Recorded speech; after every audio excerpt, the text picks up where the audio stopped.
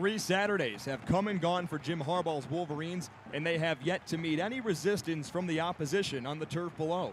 Whether that's a result of a weak non-conference schedule or the pure talent of Michigan dominating inferior opponents, some of those questions may be answered here today. The men colored in maize and blue have had to deal with heckling from the national media regarding their non-conference schedule, but now it's a chance for the reigning Big Ten champions to not only defend their title, but to prove themselves as they open Big Ten play on a chilly afternoon from Ann Arbor.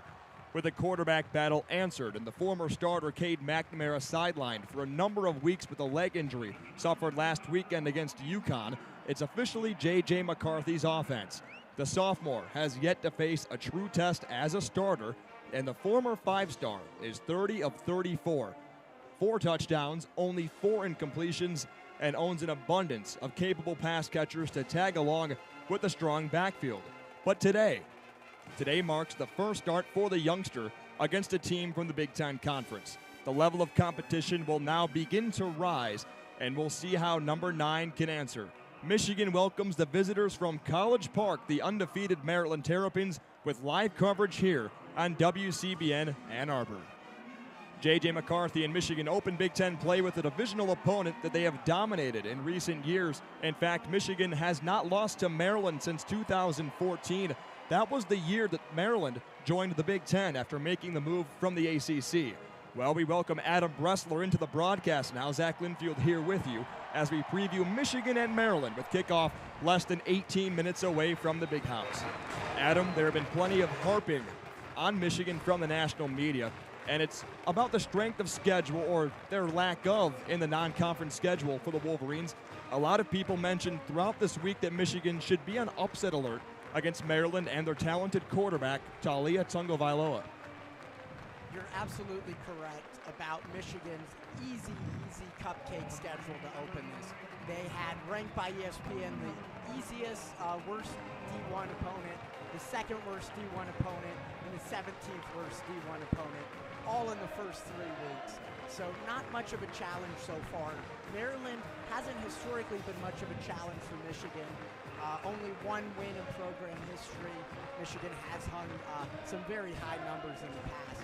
But Tua's brother, Tagovailoa, is back in the Big House, and he has offense here in spades. You see his earlier games this season, 895 yards in 3 weeks, including 6 touchdowns. He does have 2 picks. J.J. McCarthy, not quite as much firepower, but he has much more control over the football this year. And that's something I'll keep an eye on as these defenses get a little bit better. And I think something to be considered, too, is J.J. McCarthy did not start game 1 against Colorado State. Got the start against Hawaii, then started last weekend against Connecticut, but he didn't play the second half, really, in either game. But Big Ten play begins today for many teams in the conference, 8 out of the 14. But Michigan-Maryland is the only East-East matchup across the 14-team Big Ten Conference. Adam, how important is it to you for Michigan to start off on the right foot with a win to move to 1-0 in their defense of the title? It's huge. Michigan needs to have a statement against the doubters, against the national media, against the rest of the Big Ten, that this team is good, not just against bad opponents, but against good, undefeated Big Ten opponents as well. Playing at home in homecoming, it's Parents' Weekend. A huge statement is essential, especially as the Big Ten schedule slowly ramps up. We got Iowa next week, which, depending on how Iowa looks, that could maybe or maybe not be a test. So we'll have to see, but this is stepping stone number 1 to defending the Big Ten title. Today will be a real test for the sophomore tosser from Illinois, as Maryland will likely be the best defense that J.J. McCarthy has seen through 4 weeks, although Maryland's defense still not all that great, Adam. Yeah, Maryland's defense has struggled. This will be an offensive shootout. I haven't looked at the line recently, but I imagine between the 2 teams it'll be 60-plus points. I believe the spread last I checked was relatively modest. I think Michigan will have no 17 trouble. points last time we checked. Yeah, I think Michigan will have no trouble breaking that even in the first half. But Maryland's going to be putting up a real test against Michigan's defense that has looked really, really good so far. Last game they had a shutout, which was huge. Only single-digit points in all 3 games so far. And the points in the first 2 games came against, I believe, like the third-team defense coming on in. So Michigan's defense is getting its first test against one of the best offenses in the Big Ten. Say what you will about Maryland as an all-around, well-rounded team, but their offense is top of the Big Ten. Well, we're set for a fun afternoon at Michigan Stadium as the Wolverines enter today with an unblemished 3-0 record to open Big Ten play. But on the other sideline, Maryland also undefeated through 3 games, and it's also deemed as Mike Loxley's best Terrapins team since taking over in the spring of 2019. Kickoff now less than 15 minutes away from the Big House in Ann Arbor, but welcome to the WCBN pregame show. Zach Linfield here with you. Let's take a look at the out-of-town scoreboard. Alongside our game at noon, a rising Penn State team under James Franklin has made their way quickly to the number 14 spot in the AP poll. Sean Clifford and the Nittany Lions play their final non-conference game of the year as they host 1-2 Central Michigan from Beaver Stadium. The second of a home-and-home series between Indiana and Cincinnati will tell us a lot about the Hoosiers from Nippert Stadium in Cincy, as IU has squeezed out 3 wins by a combined 19 points. Kickoff between the Hoosiers and Bearcats scheduled for 3:30. Plenty of crossovers to catch the attention of Big Ten fans today, and that starts with Michigan State hosting Minnesota in East Lansing. Sparty has taken each of the last 5 matchups with Minnesota, but the Golden Gophers have outscored opponents 149-17 through 3 contests. Minnesota, a 3-point favorite and a team that is very much in the discussion to win the Big Ten West, faces their first major test of the season with Mel Tucker Spartans. That game will kick off from Spartan Stadium at 3:30 Eastern. Michigan fans can do a bit of scouting if they flip on FS1 at 7 p.m., as next weekend's opponent, as Adam mentioned, Iowa, travels to Piscataway to challenge Rutgers. The Scarlet Knights eye their first 4-0 start since 2012. Many eyes will then drift to the 7:30 kickoff in Columbus as third-ranked Ohio State squares off with Wisconsin in an East-West showdown. C.J. Stroud and the Buckeyes put up 77 points against in-state Toledo last Saturday. Ohio State, a 19-point favorite over the Badgers from Ohio Stadium. College Game Day made their way to Knoxville to preview number 20 Florida and 11th-ranked Tennessee. That's just one of 3 ranked matchups today, as top 5 Clemson will travel to number 21 Wake Forest, the Tigers a touchdown favorite. That leaves number 10 Arkansas visiting Texas A&M, who barely fits inside a loaded top 25. In front of Michigan in the polls, top-ranked Georgia welcomes Kent State, the Bulldogs 45-point favorites from Athens. Number 2 Alabama will play host to Vanderbilt, and the Tide expected to roll before a potential top 10 matchup with Arkansas next weekend. That's the out-of-town scoreboard here in the WCBN pregame show as we near kickoff between Michigan and Maryland from the Big House. Coley, welcome inside the broadcast, my friend. How are you? Let's try that one more time. I'm doing great, Zach. How are you? Well, we welcome Coley Hoving now into the broadcast. Coley, let's talk as we are about 11 minutes away from kickoff here at Michigan Stadium. I wanted to get to the keys of the game with you for Michigan and both for Maryland as well. My key to the game for Michigan, I have 2. And number 1, that's foot on the gas. Don't give Maryland a chance to breathe. We know Michigan has an explosive offense. We know Maryland also has an explosive offense. But Maryland is also lacking a bit of discipline. They were penalized 15 times in their victory over Buffalo in Week 1. This is something Michigan has seen since they joined the conference in 2014, that the Maryland teams they play against are not necessarily great when it comes to avoiding the penalty. Yeah, absolutely. SMU, Buffalo, those aren't the types of teams that you should be making those mental errors against. And it really kept those teams in those games longer than the Terrapins would have liked to see. As far as my keys for the game, for Michigan, I think you got to be careful with these Maryland receivers. They got Dante Demas Jr. And Rakim Jarrett, both Biletnikoff Award watch list players. Dante Demas, a senior who has been an absolute stud, 6 in career touchdowns for Maryland. And obviously Jarrett, rated the number 68 player in college football according to ESPN. Those guys are burners. They have size, 6'4", 215 for Demas at least, 6 foot for Jarrett. we're going to need safety help over the top. R.J. Moan and Rodmore need to be keeping their assignments straight, helping the corners, helping the nickelbacks, because Maryland's receivers are going to be running all over the field, crossing. We know they have an elaborate system. And for Maryland, I think if they're going to get the job done today, it's going to take a lot of special teams action. They've one of the best punters in the country, in Colton and they have Spangler. two good punters as well, Absolutely. righty and a lefty. Yeah, and both seniors, they know what they're doing. One's averaging over 50 yards. Their kicker hasn't missed yet this season, hit 245 Transfer from yards. Eastern Michigan. Yeah, he's an Ipsy boy coming home. So if they can be fundamentally sound in the kicking game, in the punting game, in the return game, where they lead the Big Ten in average kickoff return yards, that's how they're going to make this happen, with some flukiness and just by nailing those special aspects of the game. My other key to the game for Michigan today is it's essential to pressure the quarterback. Talia Tungavailoa is a very good runner. Last year against Michigan, he was able to escape the pocket a number of times. He had 10 rushes, 38 yards, and a score. But Michigan's defensive front so far this year, they've been all over the quarterback. Yeah, absolutely. Maryland has held up fairly well so far. I believe they've allowed 5 sacks on the season. And they're a very veteran group. All returning starters, one of the most experienced groups in the nation. Only 8 teams that returned all 5 starters. But they're gonna need to hold up against a much more physical and a much more athletically gifted team at front 7 in Michigan than they've seen so far this year. They're led by their left tackle, Jalen Duncan, who's projected as a first-round draft pick for Maryland this coming draft season.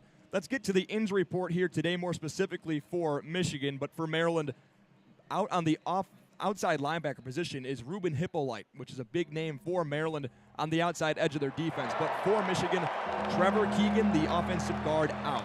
Quarterback Cade McNamara out. Donovan Edwards and Eric All both inactive today as well. Probable for Michigan, went through warm-ups today, Carson Barnhart. That's a big add for Michigan, especially if they're going to lose Trevor Keegan. But an expanded role for Luke Schoonmaker is expected in the receiving game with the loss of Eric All. The depth for Michigan on the offensive line will continue to be tested, and the veteran guard Keegan is a big loss for Michigan since now he is unable to go, was wearing street clothes before today's game. Giovanni El Hadi, the emergence of the big left guard, will be big for Michigan here today. On the defensive side, Nakai Hill-Green out for a 4th consecutive week after a preseason injury. Junior Colson is active. Michigan needs Junior at the inside linebacker position. Outside of the linebackers, Coley, Michigan's defense has been strong and healthy through 3 games. Mike Barrett and Khalil Mullings have been holding down the fort at the linebacker position, while Hill-Green continues to work on his return. The weather today, about 55 to 57 degrees, a slight sprinkle as it was raining quite a bit in the pregame, but it seems to have stopped now from a maize and blue painted crowd in the big house here in Ann Arbor. But the time for talking is over. It's prove-it time for Jim Harbaugh and Michigan in front of a revved-up maize and blue painted crowd. It's a battle of the unbeatens from the big house in Ann Arbor, and we're set for kickoff. James Earl Jones preaching down to 110,000, and we'll pivot to the first half for Jared Greenspan and Coley Hoving. Zach Linfield here. I'll chat with you in the second half.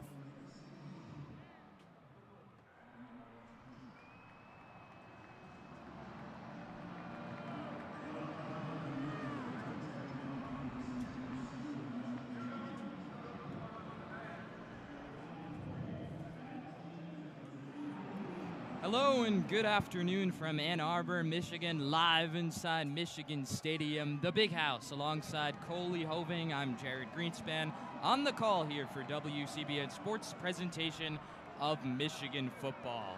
After a dominating non-conference campaign, the Wolverines open up Big Ten play today against the undefeated upstart Maryland Terrapins. It's no secret, Coley, that competition is about to get more difficult. The players know it, the coaches know it. Jim Harbaugh said that his team is excited to attack the challenge, and that begins today against Maryland. Absolutely. There's no substitute for Big Ten play, and Big Ten football in general is where all these teams finally get to figure out who they are. Michigan doesn't know right now, right? Like Zach was saying earlier, the national media doesn't know what to make of us. Ranked number 4 in the poll based off our successes last year, but everyone's taken note. of the lack of quality opponents. Adam saying the first worst, second worst, 17th worst teams in the nation.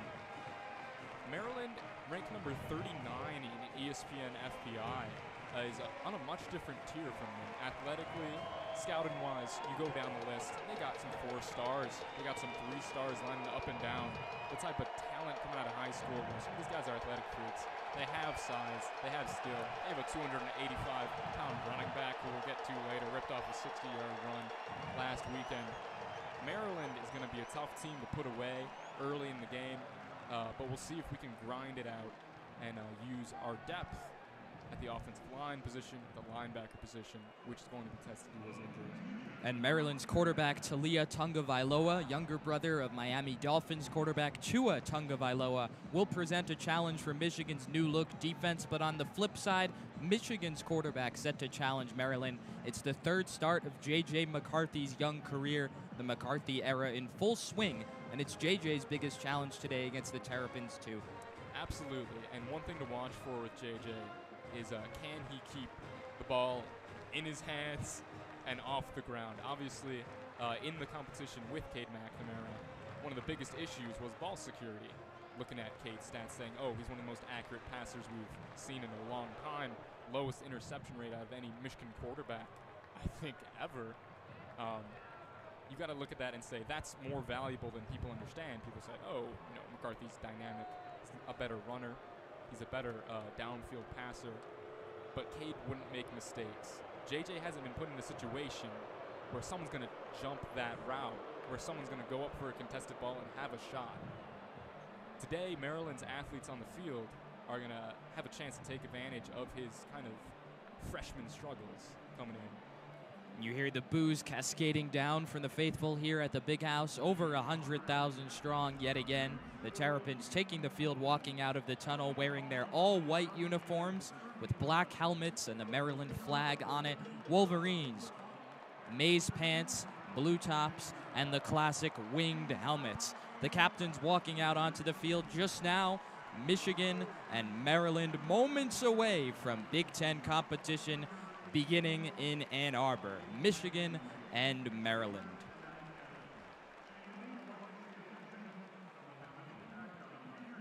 Rain has subsided here for the moment. Still a cloudy, overcast Maryland is day. visitor. You're going to make a choice of heads or tails. That's a tail. That's a head. Your choice is?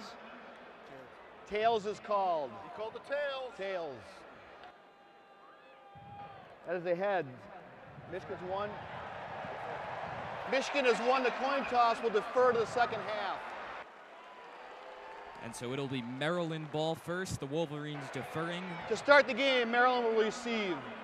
Gentlemen, have fun, play hard, have a great game.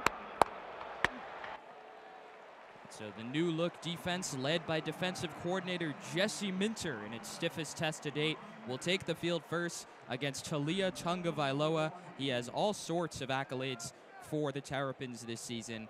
One of the top quarterbacks in the country through 3 games, 3rd in the nation in completion percentage, 14th in total offense, and 15th in passing yards per game at 298. He's been prolific. He has elite options out wide. Rakim Jarrett especially. It's a tall test for Jesse Minter and Michigan's defense, which has been prolific so far coming off that shutout against UConn. We'll see if they're up to the task today. Yeah, absolutely. They're going to be looking to create pressure off the edge and up the middle.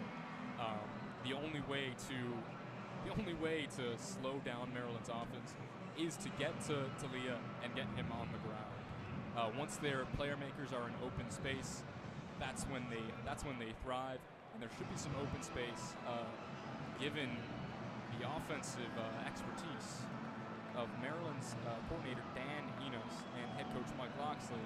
They've designed an excellent system to allow those playmakers to shine. A predominantly maize and blue crowd as expected inside the Big House today. There's a small pocket of red in the upper right corner of the stadium that's made the trip here from College Park. Michigan and Maryland, welcome to the Big Ten season for 2022. Wolverines set to kick off. It'll be Jake Moody, the veteran kicker, to boom it right to left as the Terrapins back deep to receive. Ty Felton back there for Maryland, along with Colby McDonald. Thank you, as always, for listening to WCBN Sports Coverage. I'm Jared Greenspan alongside Coley Hoving. We're here for the first half. Adam Bressler and Zach Linfield will join you for the second half of action. Big Ten football conference play moments away from beginning. The Wolverines at 3-0 against the upstart Terrapins at 3-0. Jake Moody has the football. He's placing it at the 35-yard line right now. We are about ready to go. A little after the 12:10 kickoff time, it's 12:11. We waited so long for conference play. What's another minute? Absolutely. These guys are itching to go. The adrenaline might take Moody's kick out of the big house here. We've known him to put it through the uprights on occasion. I think we're just waiting for a signal from the Fox television booth right now. The refs are ready to go. Michigan is ready to go. Maryland's ready to go. This is about as long as Seven Nation Army has ever dragged on. We're finding out new choruses that we've never heard before. Who knew the song was this long? If we discover some new guitar solo in Seven Nation Army, we can make a little Michigan tradition. The crowd getting a little restless here. Who can blame them? Still waiting. Felton deep to receive. Moody ready to kick. The ref has his hand up in the air. Moody's backed up to the 30. Now to the 25. He's leaping in the air, warming up, and we are ready to go. Big Ten football. Maryland, Michigan, live from the big house. And away we go. Jake Moody with the high booming kick. It's going to be short of the end zone, caught by Felton at the 3, and he bobbles it. And Michigan is on the football at the 10-yard line. A huge swing of events early in this ball game. Maryland makes a gaffe, and the Wolverines pounce on it. They'll have it at the 10-yard line. That is about as terrible a start as the Terrapins could have experienced. And you're right, that kick went high. You have to believe it was intentional, because we've seen Moody boom it through the back of the end zone on numerous occasions. He's taking advantage of the windier conditions, saying, I'm going to put it up there, see what kind of backspin I can get on this, make it difficult for you to make the most simple play of the game. A dream start for the Wolverines. Felton muffed it. Matthew Hibner recovers. Michigan first and goal at the 10. McCarthy in at quarterback. Johnson to the near side. Corum flanking to his right. Ronnie Bell in motion. McCarthy rolling right. McCarthy slings right side. Got him in. Touchdown Wolverines. Luke Schoonmaker. And just like that, Michigan is up 6-0. I would say that it's worth the wait. All those months and all those minutes to get 8 seconds of game time for Michigan's first Big Ten touchdown of the year. An excellent design there. Tight end sneaking out into the flat, but get enough depth. Could not have scripted a better start for the Wolverines. It was historic. The fastest touchdown in Wolverine history. 8 seconds into the ball game. The muff punt, and then Michigan's offense operating with machine-like efficiency. The touchdown strike. McCarthy to Schoonmaker, and Moody bangs home the extra point. Just like that, 7-0 Michigan, and the fourth-ranked Wolverines have kicked the Terrapins right on their heels. My goodness. And Schoonmaker was one of the keys to the game earlier, saying that they need to get that guy going with Eric all out. The problem is, most schools, their tight ends, maybe they got one Mackey Award watch list contender. Michigan's got 2. They got Eric All, they got Luke Schoonmaker, and they want to involve them early enough. And when it's just one of them, he's going to have to bear a heavy load, and he showed exactly what he can do. Get into the second level, slip past the line, slip past the linebackers, and all by himself in the end zone. And just an egregious start for the Terrapins. Could not have gone worse. Ty Felton was muffing the punt. Michigan pounces on it, and then one play later, Wolverines up 7-0. That's just a huge momentum builder for Michigan heading into this first Big Ten game. And so, feels like we have a sense of deja vu. Moody ready to kick it off again from the 35. Can lightning strike twice here for the Wolverines? I think someone might be losing their duties as a kick returner should it strike again. High kick Moody. This one will clear the end zone, head out back. No chance for Felton, who was still back there to muff this one. And now it's Maryland football. Michigan up 7-0. Just 8 seconds into this ball game, the Wolverines defense takes the field against Talia Tagovailoa and the Terrapins. This will be, more than anything, a test of Maryland's focus. Their coaching staff has got to be on their guys saying, you know what, we still have 60 minutes to play. We're already down a touchdown, but we still got all the time in the world. Ball at the 25, Tagovailoa at the 20. Tagovailoa gets it, handoff running left is Homby, and he squirms his way across the 30 to the 31-yard line, a gain of 6. Yeah, Hemby has been a godsend for them. 6 foot, 200-pound freshman playing for his home state school. He's been very effective on the ground. Michael Barrett made the tackle for Michigan. Maryland hurry up offense, 2nd and 4. Tagovailoa swings right side. It's caught by Demas, and Demas with a first down. He's brought down at the 39-yard line. Rod Moore, the safety, with the stop. Demas is a guy that they've been trying to get more involved. He's only got 6 receptions on the year, trailing both Jarrett and Jashawn Jones. Fast tempo offense for Maryland. Terrapins have it, 1st and 10 at their own 39. Tagovailoa calls for the snap, gets it. Play action, rolls right, has a man in the flat. It's the tight end Dupree, and he's wrestled down, gang tackled by a number of Wolverines. Jamon Green was there first. Mike Sainristil comes in to finish him off. Dupree, another weapon. They've actually got 2 tight ends on the roster, and Dupree's the bigger of the 2. He's got a lot of size, works for those short little routes. 2nd and 5 for the Terrapins after a pickup of 5. Tagovailoa flanked by Homby. Gets the snap, drops back. Michigan brings pressure. It's picked up deep down the near side, looking for Jarrett. Incomplete. Green with the pass defense, and it'll be 3rd and 5. First deep ball of the game for Tagovailoa, going for Rakim Jarrett, and Michigan up to the task. 3rd and 5. Maryland running a no huddle here. Michigan's defensive personnel has to stay on the field. Tagovailoa gets the snap. Wolverines bring a blitz. Pocket collapsing, and he throws it incomplete. A flag is in the backfield. We'll see what it is. As of right now, Michigan has gotten a 3rd down stop. Both sides signaling that the penalty is on the opposition. That was a risky call there, bringing 7 on the blitz.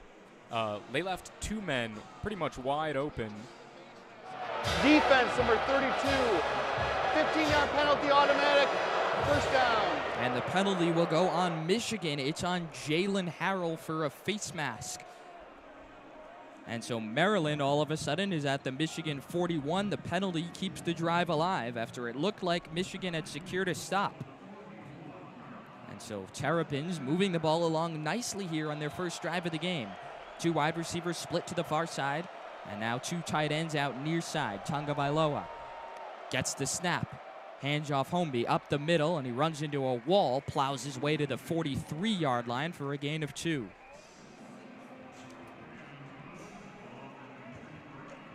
Hemby's going to be the workhorse in the backfield. He's already got 32 carries for around 300 yards and 3 touchdowns this year. No other back comes close on the Terrapins. 2nd and 6 for Maryland. Tagovailoa, handoff Hemby, running right, and he runs right into a wall. He's going nowhere. The pile pushes to the 35-yard line, and another 3rd down coming up. It'll be 3rd and about 4 for Maryland. Can Michigan get off the field with a stop? Could be 4-down territory. Maryland hurrying up again. 2 wide receivers split to the far side, 1 on the near side. Tagovailoa gets the snap. Michigan brings pressure. Tagovailoa deep down the near side looking for a man. One-handed catch. It's dropped. Green in coverage. Trying to make the catch was Corey Dykes. He can't make the grab, and it's 4th down. We saw a little bit of what they use Corey Dykes for. Officially listed as a tight end due to his excellent blocking skills, but size-wise is more of a wide receiver. He does possess the speed to put on the afterburners on a safety on the sideline. And Maryland is lined up as if it's going to go for it on 4th and 4 at the Michigan 35. Down 7-0, 12 and a half minutes left here in the first quarter. Michigan showing pressure. And now a whistle and a timeout is going to be called by Jim Harbaugh and the Wolverines. So Maryland's been running a fast tempo offense all day. Same thing there on 4th down. And Harbaugh will want to talk things over, assuming that Maryland is going to go for it. coming out of the break here. It's 4th and 4. Terrapins have moved the ball well so far. 25 yards downfield, plus the 15-yard penalty on the face mask on Jalen Harrell. Absolutely, and more than anything, you got to love the way that they're focused. You got to love the way they're executing. A lot of the times when you try to run that hurry-up offense, first drive of the game, you're not in the rhythm of it. You see penalties start to derail. You see guys not getting set. You see miscommunications on the play call. And like you said, Maryland knew the plan coming in. They obviously knew, hey, we're going to speed it up. We're going to try to catch them off balance. And with some success, not resounding success, they've had their dump-offs underneath. They've had a couple of deep shots that, with a little worse coverage, could have turned into something big.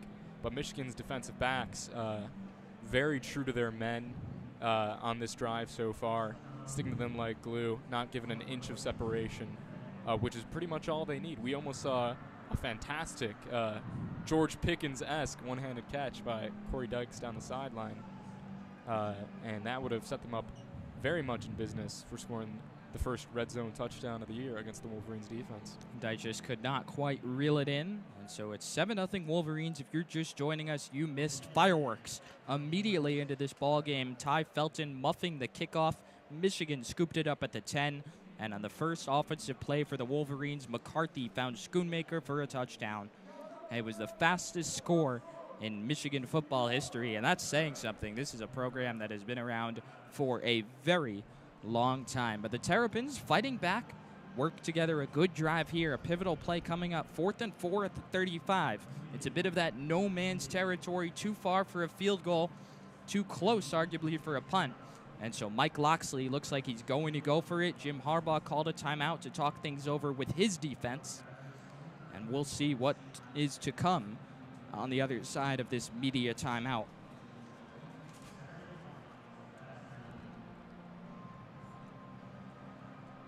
I believe one thing worth noting, I know we're talking about Ty Felton. He's been very effective, averaging 35 yards per return this year. Actually, it was filling in at the start of the season for Tarheeb Still, who's an honorable mention All Big Ten last year. Well, now it looks like Maryland is going to go for the field goal here rather than go for the first down, which it looks like they were going to do. This will be a long field goal for the Terrapins. Would be a 52-yarder. Maryland looking to get on the scoreboard here. 4th and 4 from the 35. Have to be wary of a fake two. Here's the kick. On its way, and it is good. A booming kick gets the Terrapins on the board. It's 7-3. Mike Loxley decided not to go for it, and the decision pays off. Terrapins, after the disastrous start, at least get some points. It's 7-3 Wolverines, 12-25 here in the first quarter. So we've seen a little bit of the special teams that we're talking about with Maryland. Obviously made one of the mistakes of the game. One of the mistakes of the game with that fumbled kickoff return. But there they are, you know, back in shape. Chad Ryland, the Eastern Michigan transfer, who's just improved wildly with each passing season. One of the best kickers in the nation. He's now made 21 straight field goals. It's the longest active streak in the country. That one a 53-yarder. Of note, it's the first points that the Michigan starting defense has allowed on the season. 7-3. It's now Maryland's turn to kick off. Roman Wilson, the patented deep man for the Wolverines.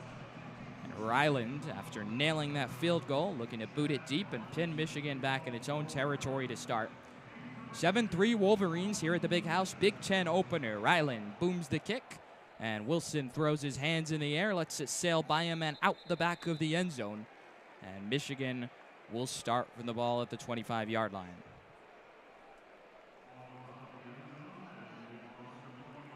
So J.J. McCarthy in the offense on for its second drive of the game, really its first full drive. They were on for a flash of a second with that 10-yard touchdown strike after the muff punt. But here is McCarthy, his third career start after unseating the incumbent Cade McNamara. The sophomore McCarthy has dazzled so far. Lines up at the 20 with Blake Corum flanking him to his left. Two wide receivers split up top. McCarthy gets the snap, drops back, three-man rush, slings to the near side, caught at the 30 by Johnson, and he's wrapped up and bear hugged out of bounds. A gain of 5. I like through 2 play calls, what we're seeing. They're easing McCarthy into the game, getting him his good throws, going across the field, and just instilling some confidence in each receiver. Getting the ball in their hands makes a world of difference at the beginning of the game. McCarthy under center. No Eric All for the Wolverines today, so Schoonmaker and Joel Honigford, the 2 tight ends out there now. Hand off to Corum up the middle, bouncing right, lowers his shoulder, tumbles to the 34. He'll be a few inches shy of a first down. It'll bring down 3rd and short for Michigan. And that's something that we're going to be keeping an eye on. How willing are the Wolverines going to be to establish the run? Maryland has some playmakers on the defensive line, although they are down that key linebacker. 3rd and 1 for Michigan. Schoonmaker in motion to the near side. He'll line up on the left side of the line. McCarthy gets the snap, hands off for Corum, lowers his shoulder. He stood up, churning his legs, and I think he just got the first down. And the way the refs are marking him, he did pick up that first down yardage. So Blake Corum picks up the first down, and we'll move the chains for the Wolverines. Also of note on the injury report, no Donovan Edwards today. He misses another week with an undisclosed injury. That leaves Corum as the primary back with C.J. Stokes as well. An injured Maryland player on the field, Messiah Nasili Kite, is on the ground. So they'll tend to him. First down on the other side of this for the Wolverines at the 36-yard line. Timeout on the field as the trainers tend to the Maryland player who is down. And Messiah Nasili Kite, number 33, is one of those defensive tackles that we were mentioning earlier. 6'2", 310 pounds, got 9 career sacks, working mostly from the interior of the line. So that tells you how good he is at rushing the passer. And we saw him in the middle of the scrum on that close 3rd down rush. He's walking off the field right now, jogging rather under his own power, but the Maryland defensive front has a lot of size, and this is a Michigan offensive line a little banged up. No Trevor Keegan today. Carson Barnhart, though, after missing a few weeks with an ankle injury, is back and healthy. So you gain one, you lose another in terms of the offensive line for the Wolverines, which has been a little shaky so far this year. So solid, so strong. All last season, winning the Joe Moore Award as the nation's best. Hasn't quite been the same this year. Olu Oluwatimi has done a fantastic job at center, but Keegan's been banged up. Trente Jones has had his struggles at tackle, and the Wolverines still sort of trying to mesh as a unit. They're going to be challenged today against this Maryland front. Absolutely. Wolverines averaging 9 yards a rush, excluding sacks this year. But a lot of those have come on large chunk plays. Michigan and Maryland, actually, 2 of the teams leading the Big Ten in chunk plays of over 20 yards. Maryland's got 20 and Michigan has 19. And a lot of holes that just aren't opening the way they did last year. 1st and 10 for the Wolverines on the other side of this media timeout. 7-3 Michigan on top. The early score, 8 seconds into this one off the muffed kickoff. J.J. McCarthy found Luke Schoonmaker on the right side of the end zone for the touchdown. And then Maryland chipped in a 53-yard field goal for Chad Ryland to get on the scoreboard. First Big Ten game of the season conference-wise. That feels pretty good to say here in Ann Arbor, Michigan and Maryland. The Go Blue chant ringing out, and for once the older sections keeping pace with the student sections. Michigan is 6-1 in conference openers under Jim Harbaugh, looking to push that ledger to 7-1 today. They stormed through the Big Ten last season, only losing to Michigan State, and then, of course, beating Ohio State on their way to a Big Ten championship. They enter conference play this year with a target on their back, ranked 4th in the country, and it feels normal that Michigan football is ranked this high again. Absolutely, and Mike Loxley, Maryland head coach, was one of the first to notice in the interviews leading up to this game. He called Michigan football the standard in the conference. He said the program with all the coaches and the way that they embody their coaches' values as players makes Michigan a good example of what he's trying to emulate over in D.C. So we mentioned that Trevor Keegan is out. Giovanni El Hadi is the one starting in Keegan's place.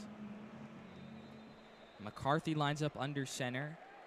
Andrell Anthony, the lone man on the far side. Corum the back.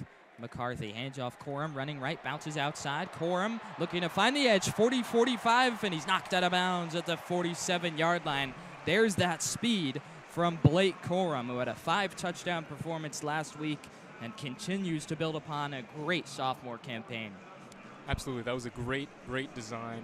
Get Corum out to the edge with all the blocking, forcing people inside. Basically had 2 men to beat, neither of whom was quick enough to contain. Johnson and Bell on the near side. McCarthy flanked by Corum to his right. JJ gets the snap, drops back. McCarthy looking, fires over the middle. He's got a man. It's Bredesen, rumbles his way to the 45-yard line into Maryland territory, still pushing the pile, and he's down at the 44. And that's Bredesen, one of those players who will receive some more playing time today with Eric All on the sidelines. He's a tight end. Comes out of the game just now, but a solid catch there at his first career touchdown in the Week 2 route over Hawaii. And it was an absolute barn burner, 56 yards for the big man. 2nd and 1 for the Wolverines at the Maryland 44. Roman Wilson in motion to the near side. McCarthy finds him in the flat. Wilson makes the catch, makes a man miss behind the line, then turns upfield, and he's knocked out of bounds at the 39-yard line. There's that speed for Roman Wilson, evading the defender in the backfield, and he's able to squirm his way for a first down. Roman Wilson is absolutely making a name for himself with these Michigan coaches as a guy who they want to get in motion and get the ball outside. Obviously, a wide receiver screen went 6 yards for a touchdown on that very first week. And since then, he's made a lot of those short catches out in the flat. Corum alongside McCarthy. 3 receivers split to the far side. Luke Schoonmaker alone on the near side. Honigford in motion. McCarthy gets a snap, drops back, slings right side. And a diving catch is dropped, rather, by Schoonmaker. Could not hold on to that one. And it'll be 2nd and 10 coming up for the Wolverines. First incompletion of the day for J.J. McCarthy.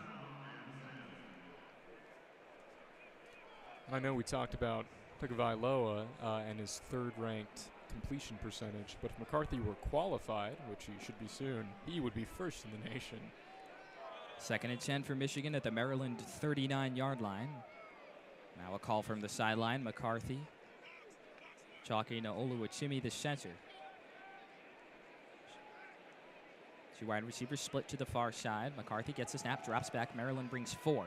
JJ looking under pressure, slings right side, caught in the flat. Schoonmaker, and he's wrestled down from behind at the 34-yard line. It was a very mature decision there. And shows the poise that he has in the pocket that maybe he didn't have a year ago. He felt pressure coming from that right side. Number 8, then Darius Cohen, the linebacker. And he stepped up in the pocket and completed his dump-off pass. Jayshawn Barham made the stop and walked off a little gingerly, beeline towards the medical tent. That would be a big loss for Maryland, one of their better defensive players.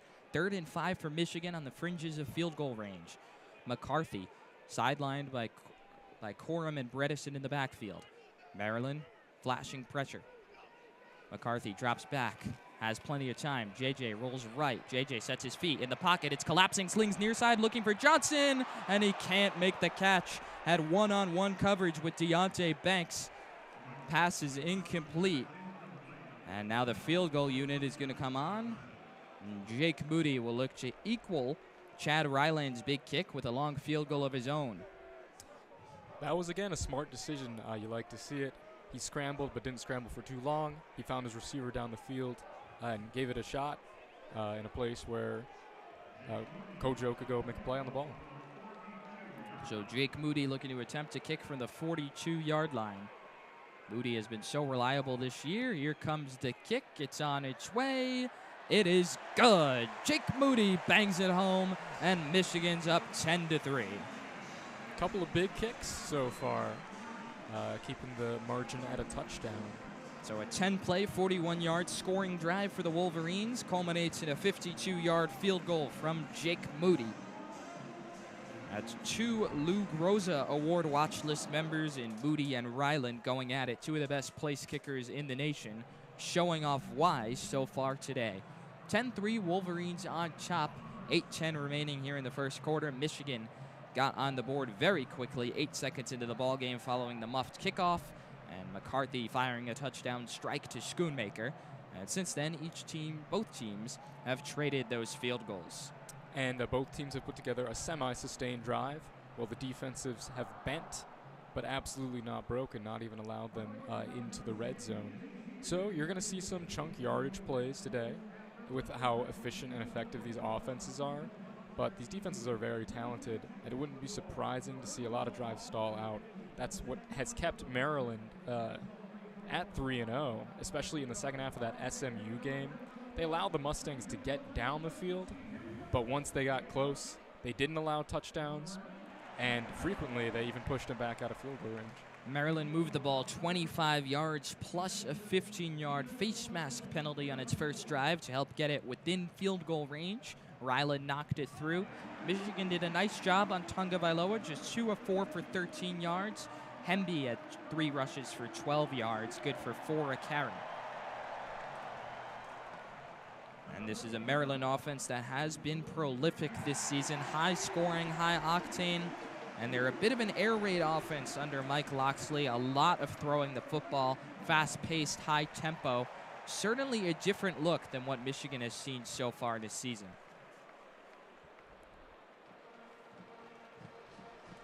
Yes, Tagovailoa has 9 career 300-yard passing games. It's the second most in program history.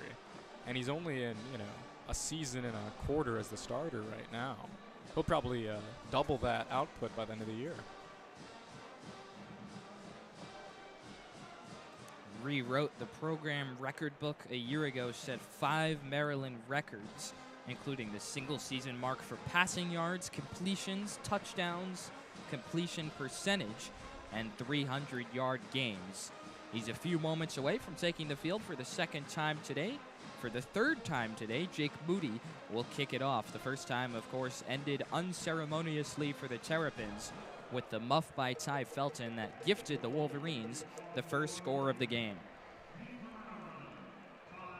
Felton deep again, standing right at the lip of the end zone. Moody unleashes a deep kick, and this one is going to sail beyond Felton and let it go. One bouncing through the end zone. So the Terrapins will start at the 25-yard line.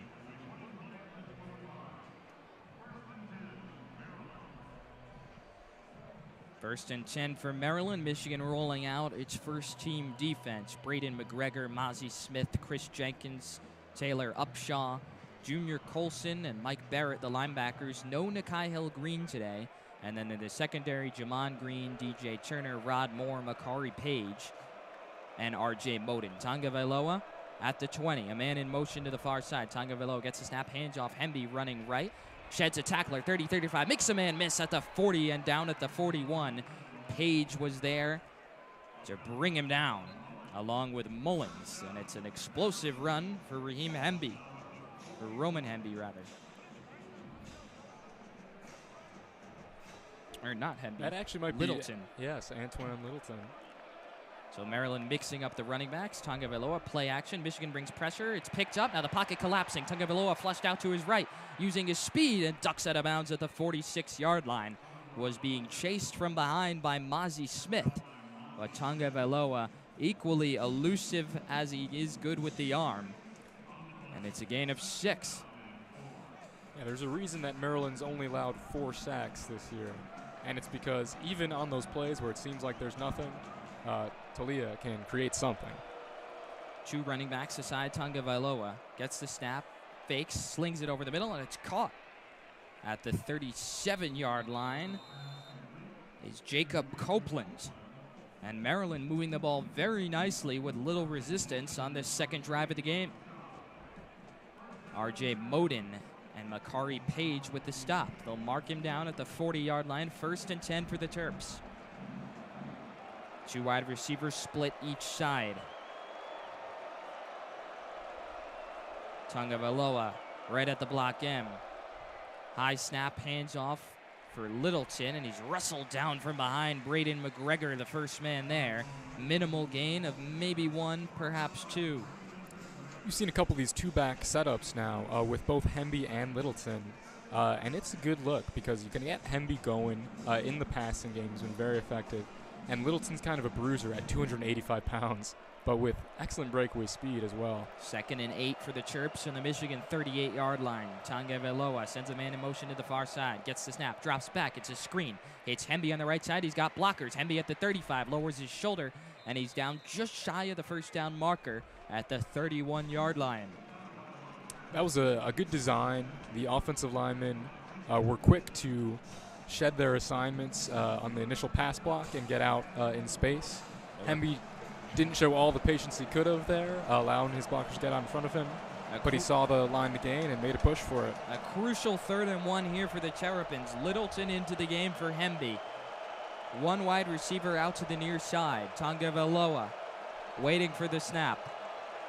3rd and 1, 5:44 to go in the first half. Hands off up the middle, Littleton, and he's met and then drags a defender past the first down marker. He was met behind the line, but churning those legs using that 285-pound frame is able to pick up the first down. And that is obviously where Littleton shines. I think everyone in the stadium knew the ball was going to number 31 on that carry. And Michigan defense got a good push. First down for the Terps, down 10-3 with driving at the Michigan 30-yard line. Tagovailoa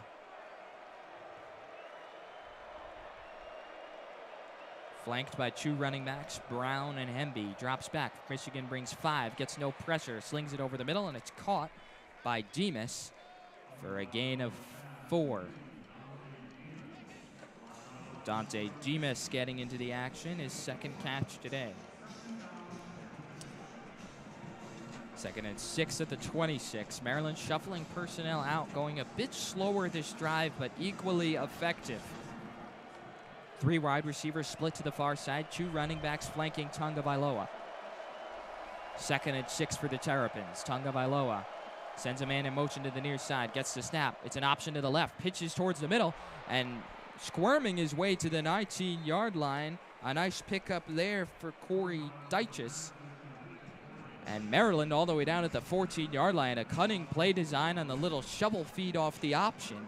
And the Terrapins moving the ball with ease. Yeah, an absolute trick play in effect, where everyone thinks the ball is either going outside or staying with the QB. Tagovailoa gets the snap. This is a handoff. Homby going up the middle, churning forward for a gain of 2. 2nd and 8 at the 12.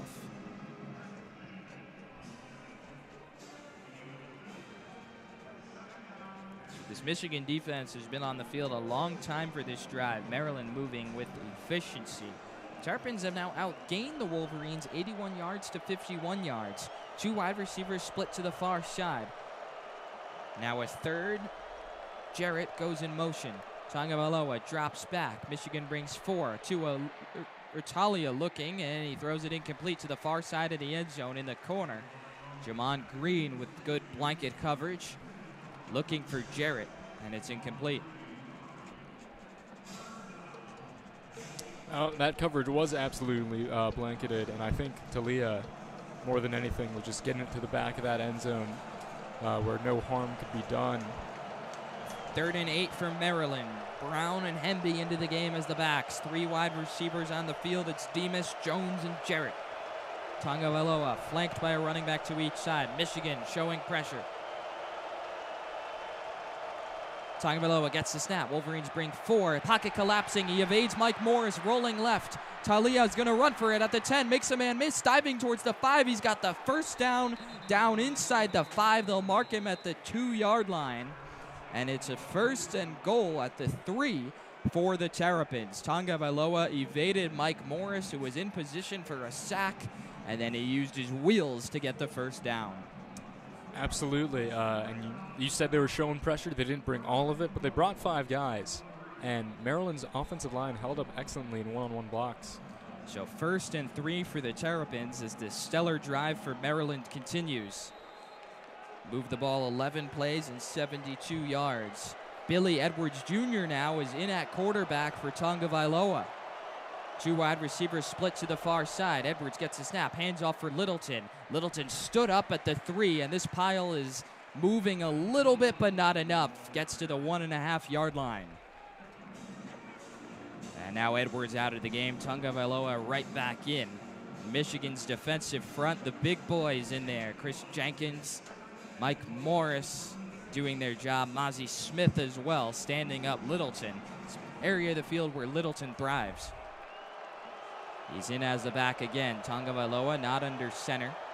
Standing at the 7-yard line. 2 wide receivers split to the near side. Demas and Jones. Tagovailoa gets the snap. Hands off Littleton. Churning up the middle. He's into the end zone. Touchdown Terrapins. And Maryland is an extra point away from tying this game at 10. Yeah, there's not much to say except we thought that this was going to be a test. We thought that Maryland's offense was going to be able to move the ball.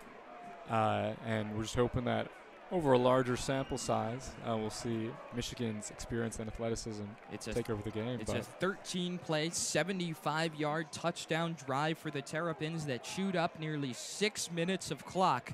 The extra point is good, and we are all tied in the big house at 10 with 2:22 left in the first quarter.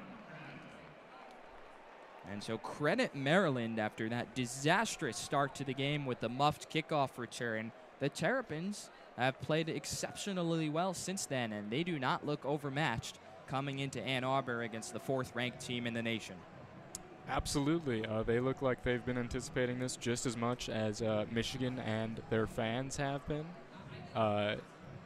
Just coming into the big house this morning, you know, and seeing the scope of it from up here. We're talking to the Maryland broadcasters. Are saying, you know, we don't have anything like this.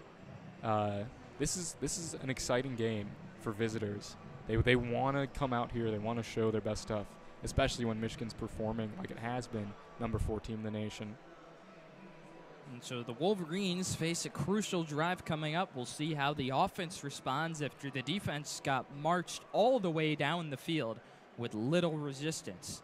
Tagovailoa poised in the pocket, had some nice runs, some better throws, and Maryland is here to play. The Terrapins at 3-0. They haven't exactly played a good schedule. Games against Buffalo, Charlotte, and SMU. That was a 7-point victory at home against the Mustangs last week. But Michigan hasn't played a good schedule either. Colorado State, Hawaii, and UConn.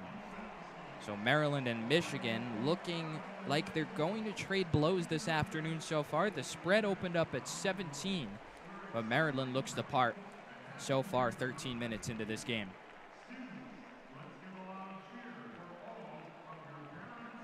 The spread is interesting, especially early in the year, because you figure there's going to be some home team bias built in. There's going to be some ranked team bias built in.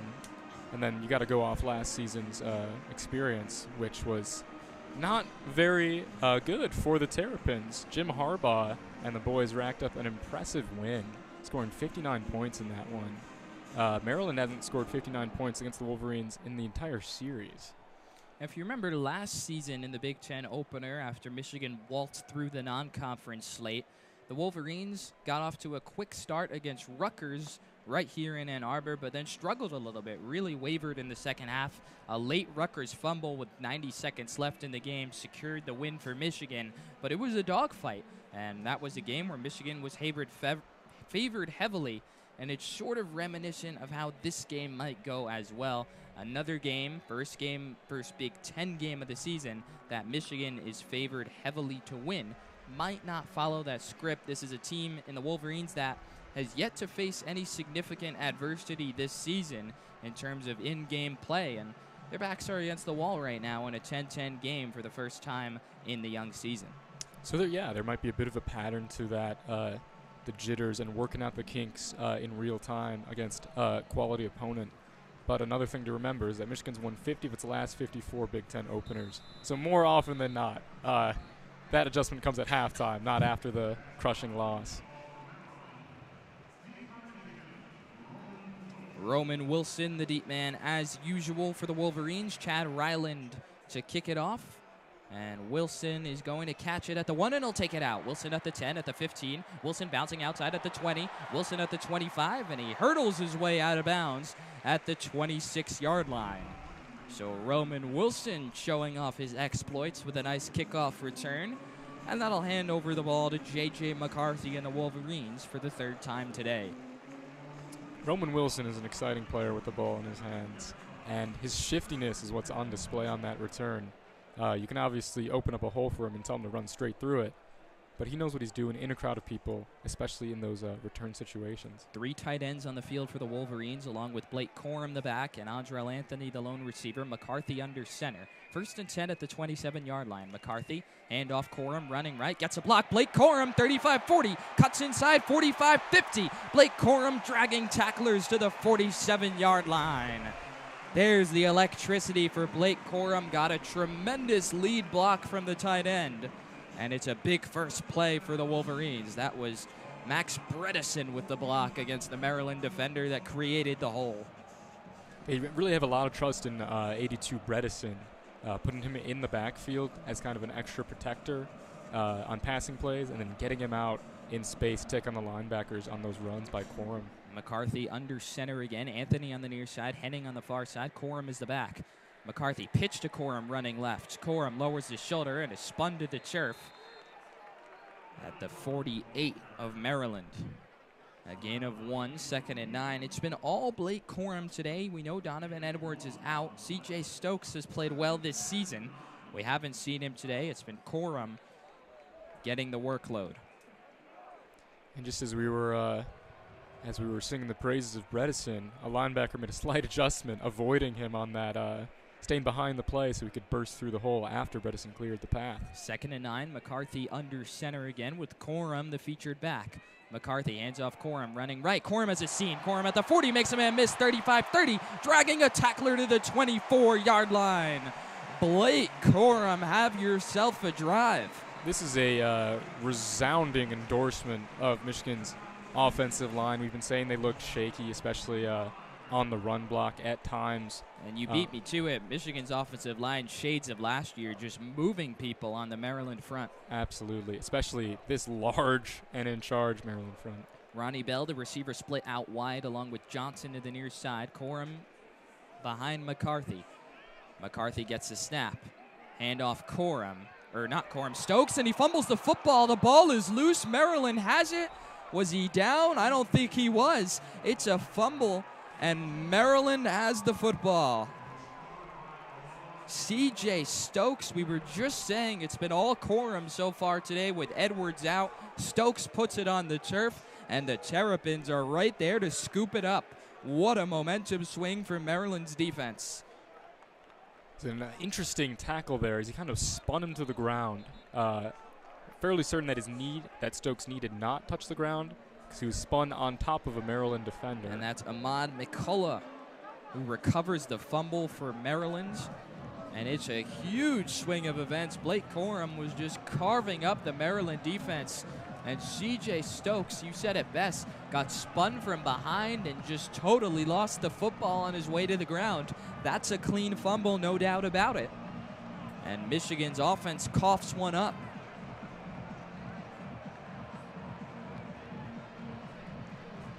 So the Michigan defense right back on the field here after the Terrapins toyed with them on the last drive. This is a big stand for the Wolverines here. Maryland will start off at their own 27-yard line. 20 seconds left in the first quarter. Tonga Vailoa drops back. It's the handoff. Littleton running left. Shakes Mullings, makes a Moden miss, and is spun down at the 37-yard line, a first down. What a run by Littleton, and that's going to bring this first quarter to a close. The Terrapins are here to play. 10-10 the score.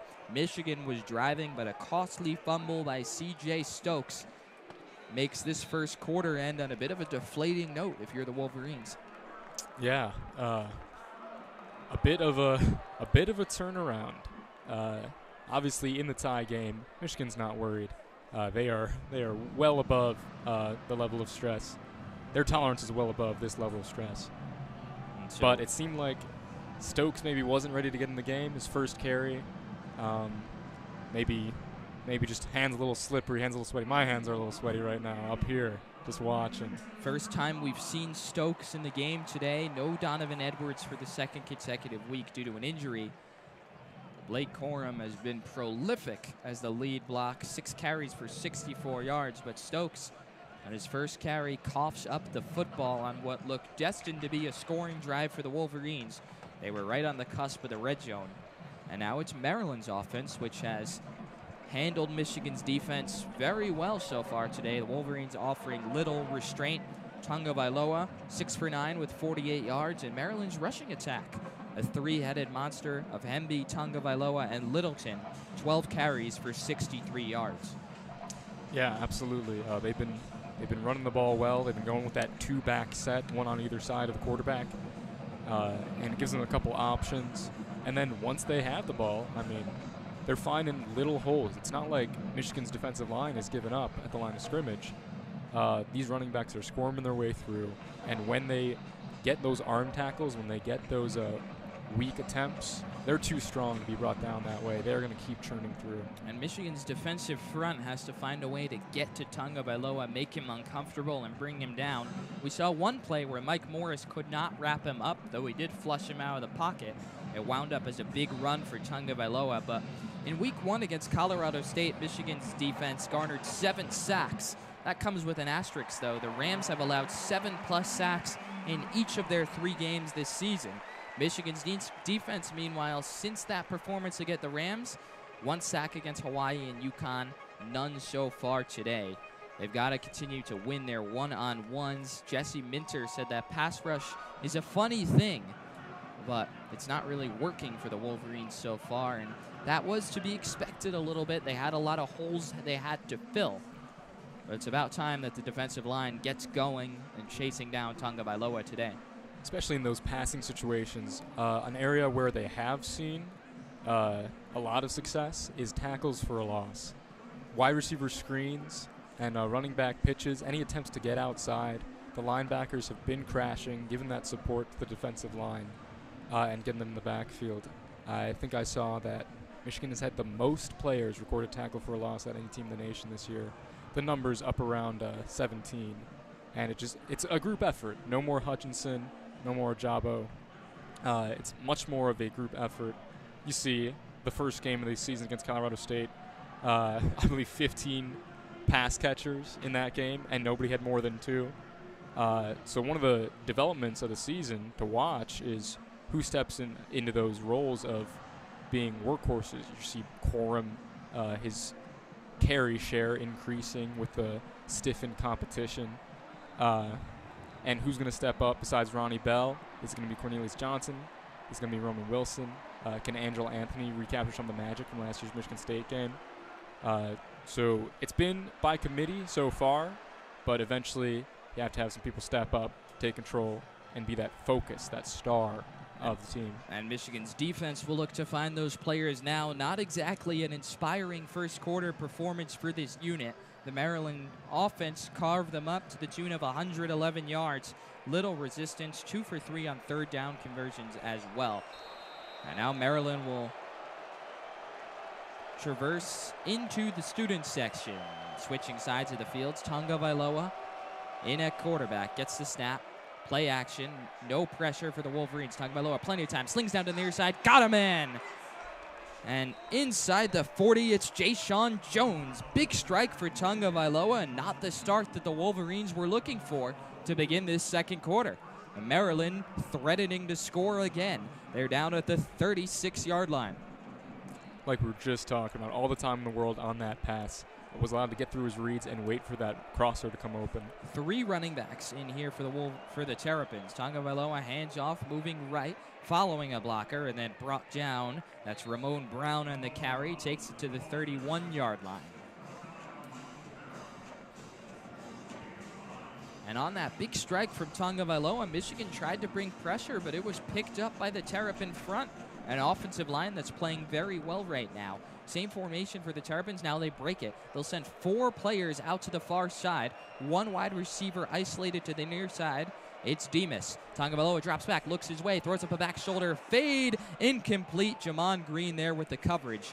Good throw by Tagovailoa, but better coverage by Green, who has been up to the task on a few of those one-on-ones so far today. Absolutely. They've been putting a little bit of a target on Green's back, getting those matchups down the field. When they're taking their shots, they're looking his way. And I'm not sure he knew the ball was coming, but his hands were in perfect position, not pushing, not tugging, just step for step with Demas on the sideline. Big 3rd and 5 here for the Terrapins at the 31-yard line on the cusp of field goal range. Can Michigan get a stop? 2 wide receivers split each side. Tagovailoa waiting for the snap. Michigan shows pressure. Tagovailoa gets the snap. Hands off the middle. Met by Mazi Smith at the 34-yard line. Big Mazi Smith gets into the backfield, gets a huge 3rd down stop, and the Michigan defense gets off the field when it needs to. He dispatched his blockers right there. They tried to squeeze him in between, give him a little pump, and then get him with the pull-in. And there is Mazi Smith. Hasn't done a whole lot this year. Part of that is the nature of the nose tackle position. This week, though, Jesse Minter told us that Mazi Smith was primed and fresh and ready to go, and we saw it there. So another field goal try upcoming for the Terrapins. It's Ryland unleashing the kick, and it is good. Chad Ryland makes his 22nd consecutive field goal attempt, extending the longest active streak in the nation. And here are the Maryland Terrapins in the second quarter in the Big House, up 13-10. 52-yard attempt from Ryland. He adds to the 53-yarder that he knocked home earlier. Yeah, just another quality drive, some more quality ball movement, and where they're getting it done is on 1st and 2nd down. They're not leaving these long 3rd downs where you're in an obvious passing situation where, you know, Michigan's defense can set up very well for what they think you're going to do. They've been in those 3rd and short situations, they're 2 for 4 on 3rd down, and more often than not, they're just avoiding it altogether. I like Michigan's defense making that stand. I like that they were able to get in the backfield on a rush there in a, you know, kind of borderline, are they going to pass, are they going to run situation. They stayed disciplined, and Mazi Smith slipped through and was able to bring down the ball carrier. So a semblance of momentum, at least for Michigan's defense. Mazi Smith tackling Roman Hemby 3 yards behind the line of scrimmage. But the scoreboard tells the truth. Maryland's up 13-10. Michigan kicked on its heels a little bit here in the Big House. The Terrapins, who entered the game as 17-point underdogs, despite their 3-0 record, are playing very, very well so far this afternoon. Michigan's offense, as a bright side, has been able to move the ball very well. The last drive looked promising until it was doomed by a fumble from C.J. Stokes inside the Maryland 25-yard line. We'll see if the Wolverines offense can continue humming and perhaps tie the game or take the lead on this upcoming drive. Absolutely, absolutely. There are no reasons to panic for the Michigan offense. Just that singular mistake holding them back from probably 7 points at the end of that drive, the way that they were pushing and shoving the Maryland front around. Michigan's offensive line has played much better today, aiding Blake Corum in his 6 carries for 64 rushing yards. J.J. McCarthy, 5 of 7, 35 yards and a touchdown. Michigan scored the touchdown 8 seconds into this ball game. Ty Felton muffed the opening kickoff inside the 10, and McCarthy found Luke Schoonmaker on a rollout, a laser in the right side of the end zone to put the Wolverines up early. But since then, the Terrapins have performed very admirably, and credit to Maryland. When you have a play like that in this stadium to start the game, that could rattle a young team, but the Terrapins did not let that happen. Yeah, and part of that speaks to their veteran strength. Maybe not used to situations like this, maybe used to being on a lopsided end of a game like this, but they returned 15 starters, which is the most in the Big Ten. So as far as confidence and familiarity with the system and with each other, they operate like a team, and they responded like a tight-knit, focused team does. So Ryland will kick it off for the Terrapins, who have the 13-10 lead here inside the Big House. Alongside Coley Hoving, I'm Jared Greenspan here for WCBN Sports' presentation of Michigan football. The 3-0 Wolverines in a dogfight against the 3-0 Terrapins. Ryland with the kick. Wilson awaits. His hands are in the air. Let it sail out of the end zone and into the student section. On a hop, it'll be Michigan football at the 25-yard line. Here comes J.J. McCarthy, the sophomore quarterback. 4th drive upcoming for the Wolverines. The last one was successful until it wasn't. Ended in a turnover deep in Maryland's territory with the Stokes fumble. personnel on the field right now for the Wolverines. 3 receivers, Johnson, Anthony, and Bell. McCarthy flanked by Corum. And 1 tight end on the right side of the line. It's Luke Schoonmaker. All 3 receivers up top. Corum to McCarthy's right. Michigan has it at the 25-yard line, down 13-10. McCarthy gets the snap. No pressure from the Terrapins. JJ sits in the pocket, has all day. McCarthy steps up, slings up the left side. He's got Schoonmaker for the first down. Bursts up the sideline, and he's pushed out of bounds at the 42 or 43-yard line. Good poise by McCarthy, not trying to force something, waited for the open man. Maryland only rushed 3 there. Yeah, they only rushed 3, but Michigan's offensive line could have blocked them for probably another 10 seconds. And when that happens, eventually the defense breaks down. Schoonmaker wide open and in a great spot to pick up that first down. McCarthy under center. Anthony to the near side. 2 tight ends to the left side of the formation. McCarthy hands off Corum, running left. Gets a block from Bredesen, and he's tripped up. A hole was opening up, but Blake Corum got his legs caught on a lineman, and he's brought down at the 47-yard line. Or 48-yard line, rather. 2nd and 5. Tripped up over Bredesen's backside, and that negated what could have been a huge gain for Corum. Couple inches further to the left there, and making a house call. Ronnie Bell, the far side, along with Roman Wilson. Anthony isolated on the near side. Corum flanking McCarthy to his right. Maryland with 4 linemen. Bell to the formation on the near side. It's a jet sweep for Bell. He's got blockers. Ronnie looking to throw the ball. No one's open, and he's going to have to tumble down at the 45-yard line. A loss of 3 for Michigan. The Wolverines trying to pull out the trickery, but no one was open downfield as Bell tried to throw the football. It was great discipline by the safety, Bo Braid, on that last play. He stayed with Roman Wilson, who was crossing across the field. And the play was definitely set up for Wilson. Anthony shed his blocker last second, but he was designed to block. 3rd and 8 now for the Wolverines on their own 45. McCarthy flanked by Corum. JJ drops back, 4-man rush, plenty of time. McCarthy slings it deep down the left side looking for Wilson, and he overshot him. It falls incomplete.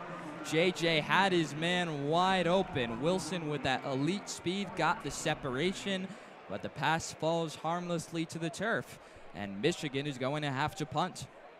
But let me tell you, that was a pretty ball. A pretty ball, but not well executed. And the Wolverines will have to punt for the first time today. So back-to-back frustrating offensive drives for Michigan. First the fumble, now a punt. And they'll hand the ball right back over to a Maryland offense that has been humming today. It's Brad Robbins, the 5th-year senior, into punt. He lines up on his own 31-yard line, gets the snap, and gets the punt away cleanly. High end-over-end kick. And a fair catch is called for by Jones inside the 10, down at the 6-yard line. So a great punt for Robbins, and Michigan has Maryland pinned deep. So the defense will come right back onto the field on the other end of the media timeout. 13-10, Terrapins still with the lead.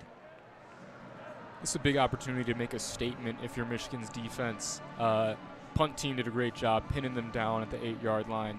A big shift in momentum could be a quick stop here, give the ball back to the offense, with a short field. And see what they can do from there. Because the problem has been sustaining that drive all the way to the end zone so far. And that last drive for Michigan, just a few missed opportunities. What could be different? Well, Corum tripped over Bredesen, who was trying to open up a crease on the block, got his legs tangled up, had to settle for a 5-yard gain when it looked like there was a big hole developing. And then McCarthy had Wilson, but just overshot him a few yards outside his reach. And you overthrow someone when Roman Wilson can't catch up to it. He's the fastest guy on the team. And he was blowing past both the initial coverage and the safety help. So 1st and 10 for the Terrapins at the 6-yard line on the other side, or on the 8-yard line rather, on the other side of this media timeout. Maryland up 13-10. The Terrapins undaunted here in the Big House in front of 110,000 plus fans, most of them rooting for their downfall. And Michigan so far in its first real challenge of the year, facing some in-game adversity. All good teams go through it, and the good teams are the ones who come out on the other side of it. We'll see if the Wolverines are up to the task today. Adversity was the name of the game in this week's Sports Monday by talented young reporter by the name of Jared Greenspan over at the Daily. Who's that guy? And yeah, that's got to be the theme. There's an excellent quote by Blake Corm circulating about how good teams are forged, and it's through adversity. And he acknowledged that the non-conference didn't set them up well. So maybe they're creating this a bit of their own to, get out of the way. You'd rather face that adversity here than maybe at Iowa next week. And there's no one in that huddle even close to panicking right now. There's no need to panic. It's 13-10, still early in the second quarter, 11:07 to go. Michigan's defense will look to carry over the momentum it garnered from that last play when Mozzie Smith stuffed the Maryland running back for a 3-yard loss to set up the field goal try. And that's exactly the type of play that you need. Just a tackle for a loss, like we said. They're getting in the backfield. Now they just got to translate that to pressure on the quarterback and get in the Terrapins' heads. Because the Terrapins right now are just exceedingly comfortable in a place that is designed, like you said, to give them a little bit of psychological discomfort. And Tagovailoa especially looks very comfortable. Little pressure on him. He's 7 of 11, 74 yards through the air. 2 carries for 16 yards, and he's yet to be sacked. And a lot can change about your confidence standing there, trusting your guys when a 300-pound force just lands on your back. Exactly. Crank it up graphics playing, trying to get this Michigan crowd into it. Standing up throughout the big house. 1st and 10 for Maryland on their own 8-yard line. Terrapins with the 13-10 lead. 3 wide receivers out wide to the far side. Tagovailoa gets the snap, drops back, 4-man rush, no pressure. Talia, far side, caught at the 18-yard line. That's Jacob Copeland, wrapped up out of bounds by Jamon Green. And it's a 1st down, an 11-yard strike, just what the doctor ordered to start this drive for Maryland. It's a good little route to run, about a 15-yard hitch coming back to the quarterback, exactly when he needed him to be. 2 wide receivers split each side now for the Terps. Tagovailoa with Littleton to his right. Drops back.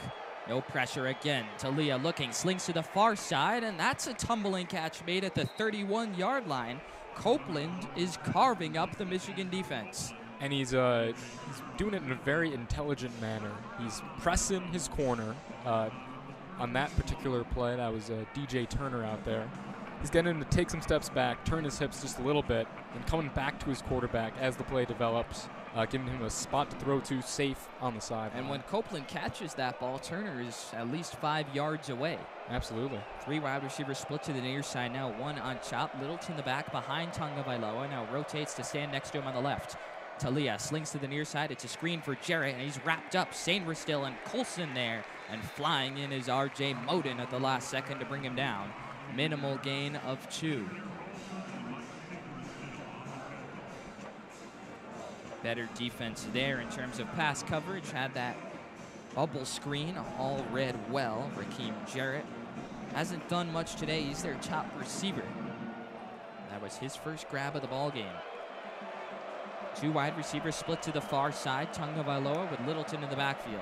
Play action. Drops back under pressure from Moden. It's a tight end screen, and it's caught. Rumbling down the near side. Hurdles a man, 45-40. Dupree all the way into Michigan territory. Beautiful screen, and Tagovailoa unfazed. R.J. Moden was in his face, but lobbed it right over the top of him to Dupree.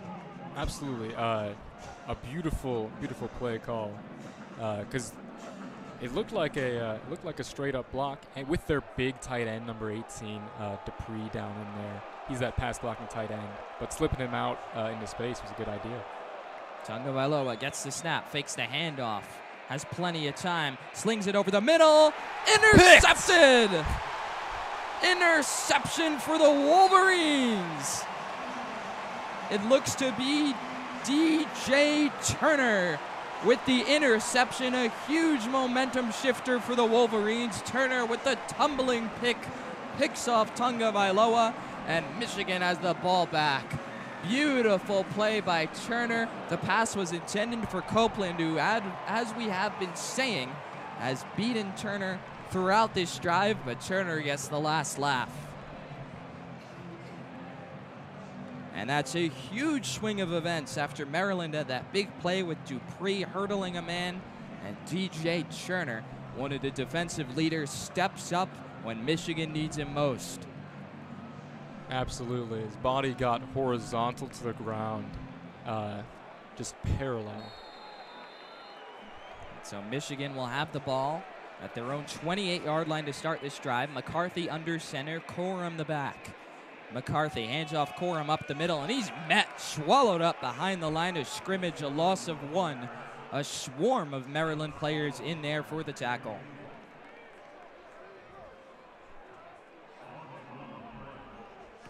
Isaiah Hazel credited with the tackle. So 2nd and 11 for Michigan. That's the first time we've seen the offensive line falter today.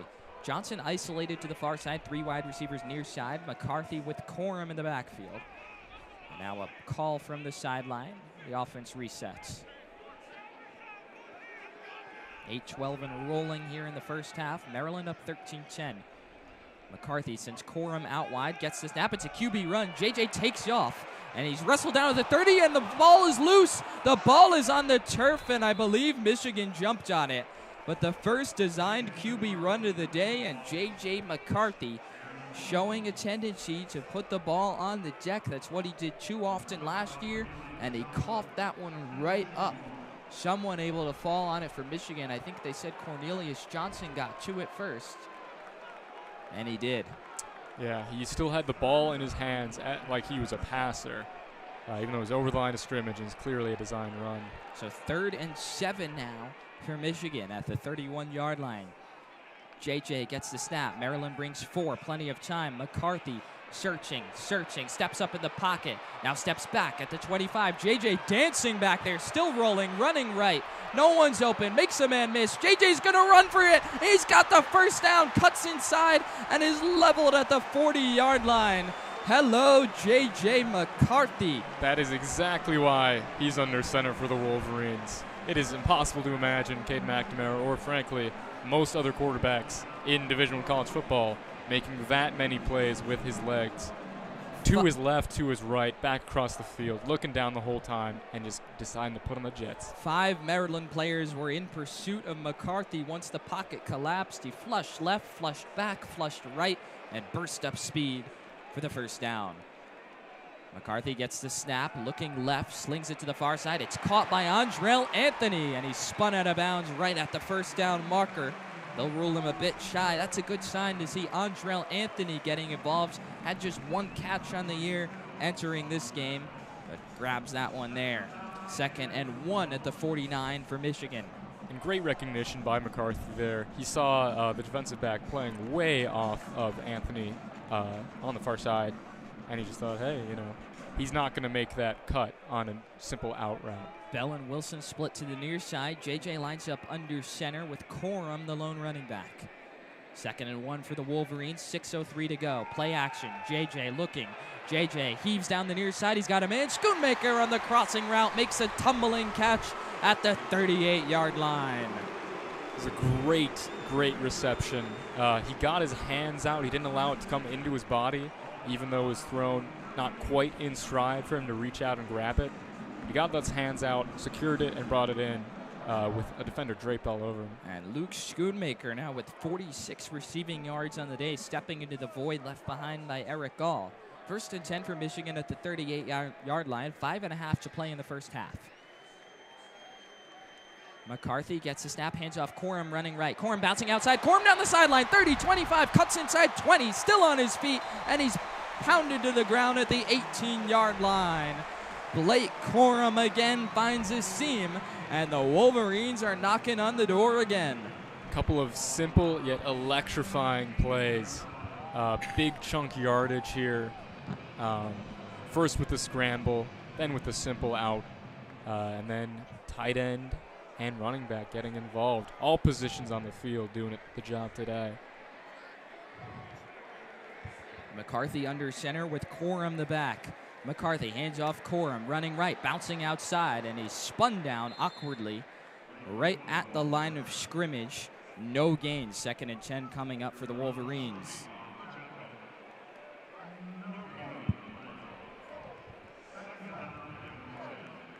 Bo Braid coming up from the secondary, the safety to make the tackle. Their leading tackle actually recorded 15 of them in the game against Buffalo in Week 1. So 2nd and 10 for the Wolverines. Johnson and Bell, wide receivers to the left. 2 tight ends on the near side of the formation. Corum to McCarthy's left. JJ gets the snap, drops back, 4-man rush. McCarthy spins out of the pocket, evading pressure, rumbling to his left, way back at the 45-yard line. He falls down, throws it away. That could be a fumble. The ball's on the deck at the 33-yard line. I think Michigan has on the football. We'll see if they rule it an incompletion or a fumble. That's just a case of J.J. McCarthy trying to do too much on that play. It knocks Michigan all the way back. 3rd and 25. Great work by the defensive line, not making the same mistake, getting some depth to maintain the contain, forming a pocket for him, not the quarterback's pocket, but a general pocket of movement for him that he could not escape. The center, Olu Oluwachimi, fell on the football. 3rd and 25 for the Wolverines. And Michigan's going to have to call a timeout here. The play clock ran. Jim Harbaugh is not happy on the sideline. The ruling of a fumble recovered by the offense is under further video review. And they're going to go to the booth to see if this was a fumble or an incompletion. McCarthy had 2 Maryland players converging on him way back near the 40-yard line, and he seemed to recognize that he needed to try to throw it away. If anything, you would think it would be intentional grounding. I didn't see a receiver in the area, and it certainly didn't make it back to the line of scrimmage. So we'll see what the rule is here. I believe that it was a fumble. I think his arm was not moving forward at the time. That who is that? Anthony Booker Jr., Maryland defensive tackle, making his way into the backfield. I believe he hit him before the arm was going forward. It seems like McCarthy started to have his arm go forward, but I don't think he fully made it there. So I would agree. I think it's probably a fumble, which means the call on the field will stand. 3:25 to go in the first half here from Ann Arbor in the Big House. A couple of very fortuitous bounces on this drive, especially. Even going back to DJ Turner's interception off the turf. And this is the first time this year that we saw what we saw last year, where McCarthy starting to be a little careless with the football. He put one on the deck on the design quarterback run that Johnson scooped up, and then there just trying to play hero and do what he did earlier with that miraculous evasion, but the Houdiniac didn't quite work this time. The fumble recovered 15 yards behind the line of scrimmage. I think everyone in Ann Arbor understands the trade-off. Obviously, Cade out right now, not available to come into the game. But everyone understood the trade-off of... After review, the ruling of a fumble recovered by the offense stands. It'll be 3rd down. The play was also reviewed for targeting. There was no foul by Maryland for targeting. Good to see Coley and I know a little more about football than we thought. We got the call right. It is a fumble, which brings up a daunting 3rd and 25 on the 32 for the Wolverines. It's still inside Jake Moody's field goal range. So it'll be interesting to see whether the Wolverines decide to take a shot here or if they decide to get a little closer to make it an easier one for Moody, though they all seem easy these days. So interesting proposition for Matt Weiss and Sharon Moore to consider. I think getting back to the point earlier, this would be the last year if Cade's under center.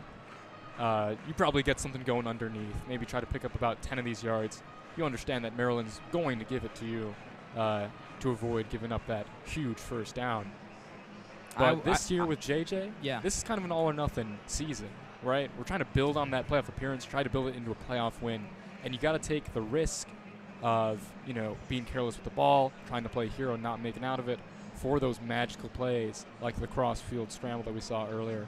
So I wonder if you see Harbaugh buy into that mentality and try to find someone like Angel Anthony or Ronnie Bell for some huge chunk yardage right now rather than the underneath throw. I would also be inclined to take a shot here. Also, thank you for talking through Narco so I could enjoy it and feel like Edwin Diaz is coming into the game. Different sport, different day. It's the power of the Mets. There we go. 13-10, Maryland with the lead. 3rd and 25 for the Wolverines, 3:25. How's that for poetry? Left here in the first half. McCarthy with Corum to his side. Johnson flanked on the near side. Henning and Bell on the top of the field. McCarthy drops back. It's going to be a handoff to Corum. Lowers his shoulder, and he's spun down to the 25-yard line. So Michigan opts for the conservative route. They get 5 more yards, or 7 more yards, rather, for Jake Moody, who will try to knock home a field goal and tie this game at 13.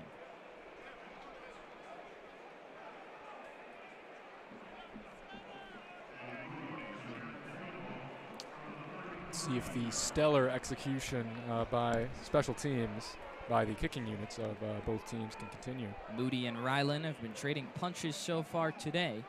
Can Moody match Ryland's expertise and tie the game? The kick is on the way, and it is no good. It hooks to the left, and the ever steady, so reliable Jake Moody misses the field goal try. A stunner here in the big house. The 43-yarder from Jake Moody dovetails to the left, and the Wolverines come away empty. He just hooked it left the full way. It was not even close. Had to put a little extra mustard on that. The wind was blowing in against the kick. You have to wonder if he outdid himself a little. So tried to put a little too much muscle into it. The wind is blowing to the right. And there's no other way to describe that one than stunning with the way that Jake Moody has performed this season and last season. One of the best kickers in the country. Just totally hooks a field goal there, and that's a deflating one for Michigan. A bit of a scary possession, but they were moving the ball very well. Then you had the big setback on 2nd down that set up a 3rd and 25, and then Jake Moody, Mr. Dependable, botches the field goal try, and now there's a real chance here that Michigan goes into halftime trailing. I was going to say, Jared, it could be very interesting. There's 2.5 minutes left. That is more than enough time for Talia Tagovailoa and his boys to get down the field. You've seen the type of separation that Copeland's been getting, and we haven't even been talking about Rakim Jarrett, who you know, is their top weapon on the 3rd ranked receiver group in the country. Michigan so this is definitely doable. They could stretch it to even 2 scores. And Maryland has 3 timeouts as well. On the flip side, if Michigan is able to get a stop, Michigan has 2 timeouts, and Wolverines can get down the field quickly with McCarthy. So still a pendulum to be swung here in the final 2 minutes and 34 seconds in this first half. But right now, the momentum is all in favor of the Terps.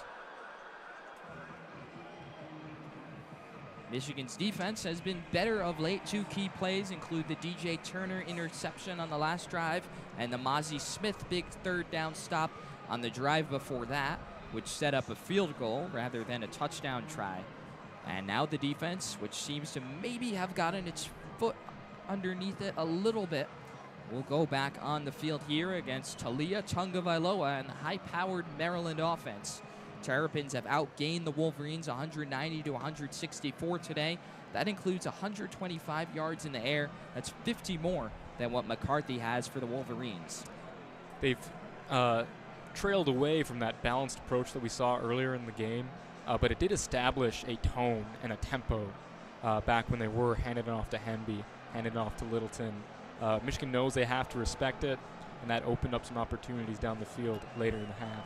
Hemby's the back here for the Terrapins. 2 wide receivers split to the far side, 1 on the near side. Tagovailoa in at quarterback. 1st and 10 from the 25 for Maryland. 2 minutes, 34 seconds in the first half. Play action, Tagovailoa slings to the far side, and it's incomplete. Good pass defense by DJ Turner.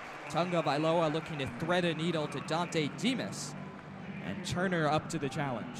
Absolutely. He was stuck to him like a glove. He did not fall for the little burst of speed Demas put on. He stuck with him through the entirety of the route. 2nd and 10 now for Maryland. Tagovailoa flanked by Hemby. 3 wide receivers split to the far side. Now one comes in motion, Tagovailoa, hands off for Hemby, running left, runs into a wall. Colson is there, so is Mozzie Smith. And Chris Jenkins there first. So 3rd and 7, and now Michigan has a chance to get the stop and all of a sudden get the ball back. Absolutely. I wonder if Maryland plays a little clock game here. And Michigan opting not to call a timeout. It'll let the clock dwindle. 22 seconds on the play clock, which means Maryland can snap it at about 1:42 if they choose to. 3rd and 7. Tagovailoa gets a snap. It's a bubble screen to the far side. And Mike Sanders still brings him down behind the line of scrimmage. R.J. Moden there to finish him off. It's a huge stop for Michigan, and the Wolverines will get the ball right back. That was foolish to be short. Knowing the way that Sanders still and all of the defensive backs, Moden there as well, have covered the screen this year. That's one of their highest efficiency plays on defensively. I'm sure that Maryland is used to getting the ball to their playmakers and having them make a stop. But Michigan's open field tackling, especially in the secondary, is so advanced that there is just nothing doing on that play. Jim Harbaugh and the Wolverines have called their second timeout. Stops the clock at 1:44. It'll be 4th and 11. Maryland punting from its own 24-yard line.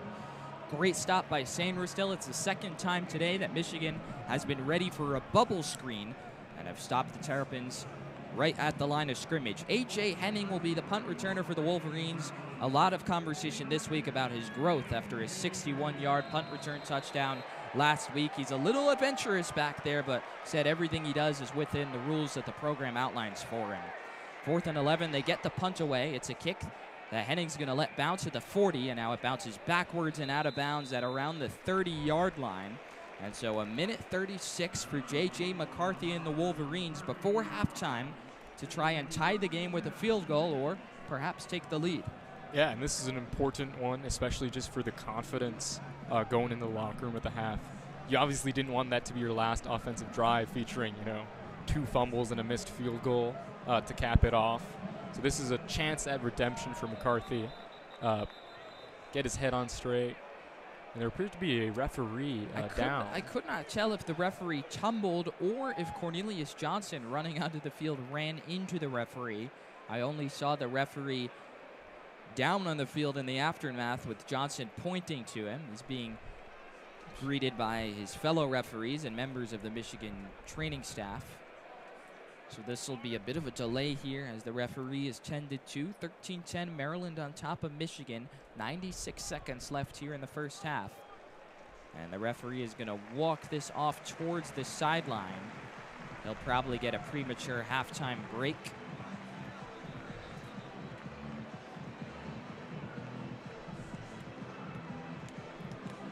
So ball spotted at the 30-yard line for the Wolverines, down by 3.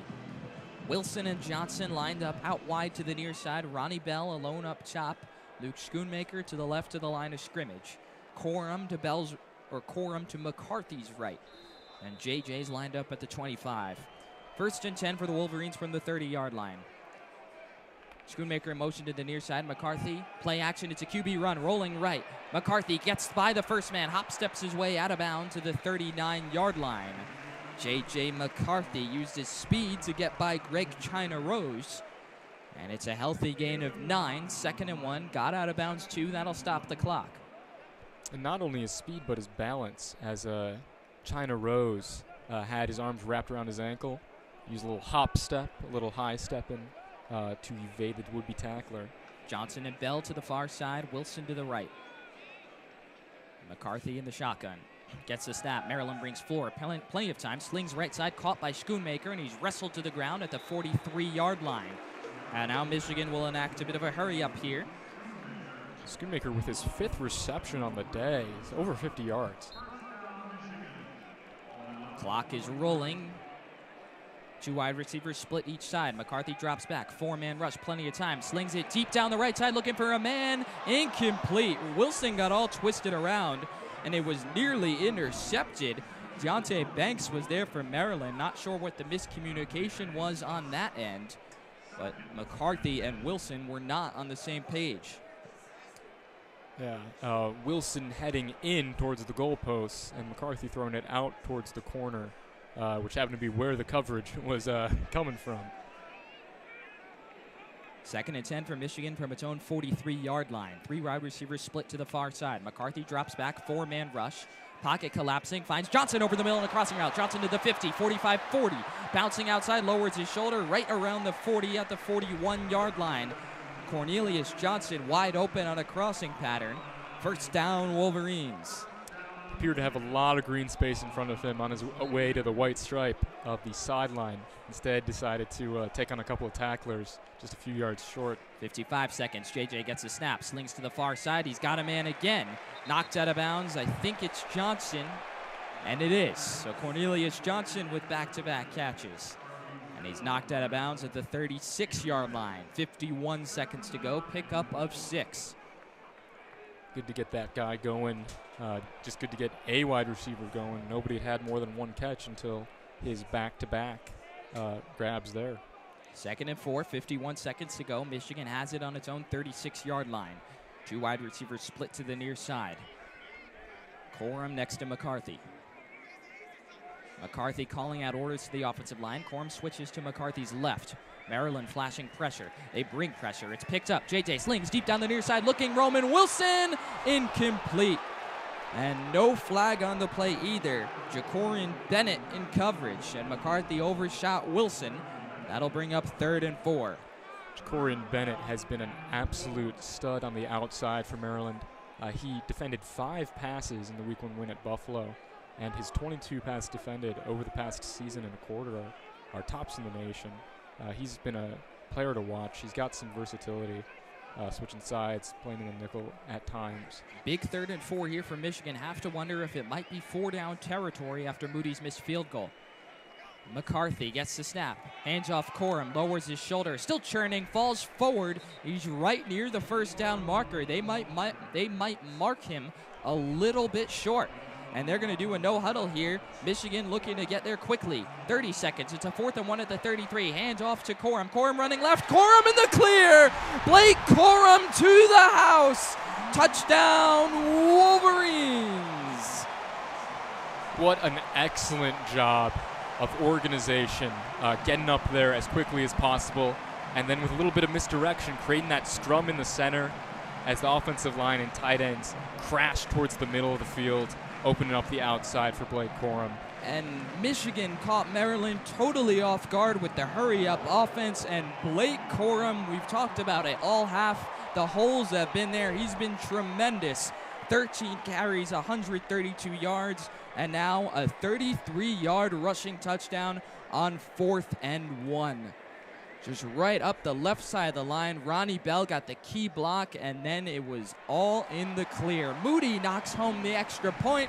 How's that for a momentum turner? Michigan up 17-13 with 22 seconds left in the first half. That is the best possible outcome when we were sitting here saying, okay, 2.5 minutes, what's going to happen?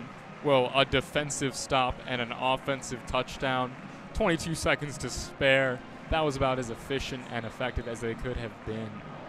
And well done by the Michigan offense. Everyone on the field recognizing the need for a hurry up very quickly, knowing that they could catch Maryland's defense off guard on the 4th and 1. And they went right away, knew they could go to their bread and butter. That was Blake Corum. No Donovan Edwards again today with injury. We might not see C.J. Stokes again after he had 1 carry, which resulted in a fumble. But Blake Corum, have yourself a day. 13 carries, 132 yards, and the punctuation mark of a first half performance. There's still Absolutely. a half to go with that 33-yard touchdown. And in these lopsided games, he hasn't been getting the volume that we expect to see out of him. So we're finally seeing this high yards per carry, high volume performance from him. It's great to see. Moody with the kickoff. Felton is deep. He's going to catch it in the end zone and take it out. Felton at the 5, at the 10. A burst of speed, still on his feet, twirling his way to the 24-yard line. A return of 26 for Felton. And Maryland will have 16 seconds to try and do something here. Down by 4, a half that the Terrapins have played very well. When you're going up a team that's ranked number 4 in the country, sometimes playing very well isn't enough to hold a lead. Absolutely. After the disaster that was the first play, they very much settled in. and take that out of the equation, they're probably still up. 16 seconds left for Maryland. Let's see what the Terrapins try to do, if anything here. Tagovailoa will hand off to Littleton, running right. And Littleton met by a host of Wolverines at the 30-yard line after a gain of 6. And that might do it for the first half. 5 seconds to go. 3, 2, 1. And Michigan, after all of that, heads into the locker room up 17-13. What a half, what a half. This is what we got more than what we bargained for. A couple of very exciting plays. Blake Corum, the star of the first half, 132 rushing yards, that big 33-yard rushing touchdown. It doesn't feel like Michigan should be winning this game, but the Wolverines are, 17-13. Maryland's offense moved the ball very well, but a few key stops by Michigan's defense. The one by Mozzie Smith, the interception by DJ Turner, and that quick 3-and-out after Jake Moody shanked a field goal. That might be the biggest stop of the day so far. Absolutely, and if you think about it, that Mozzie Smith tackle then bled into that next 3-and-out. So they have quite a bit of momentum on the defensive side. They're starting to figure him out, and they're starting to wear him down. Maybe the excellent conditioning and just sheer athleticism of the Michigan front will wear down that Maryland offensive line as the game goes on. Maryland's first 3 drives all resulted in scores. Its next 3, interception, punt, and then the halftime stop there. So that's a good sign for a Michigan defense. That is the theme of today in the sense that they hadn't gotten tested yet. Michigan's offense hadn't met resistance yet. We've seen adversity this game, and so far, if you're Jim Harbaugh, you have to be pleased with what you're seeing in terms of matching adversity and coming out on the other side from your team. Yeah, this has been absolutely the start to the Big Ten season that Jim Harbaugh was probably hoping for. He probably was hoping for a bit of entertainment just to see how his team could react and play through it, especially against a quality opponent and a quality offense like Maryland. So 17-13 the score at halftime. We'll run through a bit of the box score here. J.J. McCarthy has been solid, 11 of 16 for 100 yards and a touchdown. 2 potentially disastrous plays. He put the ball on the deck twice.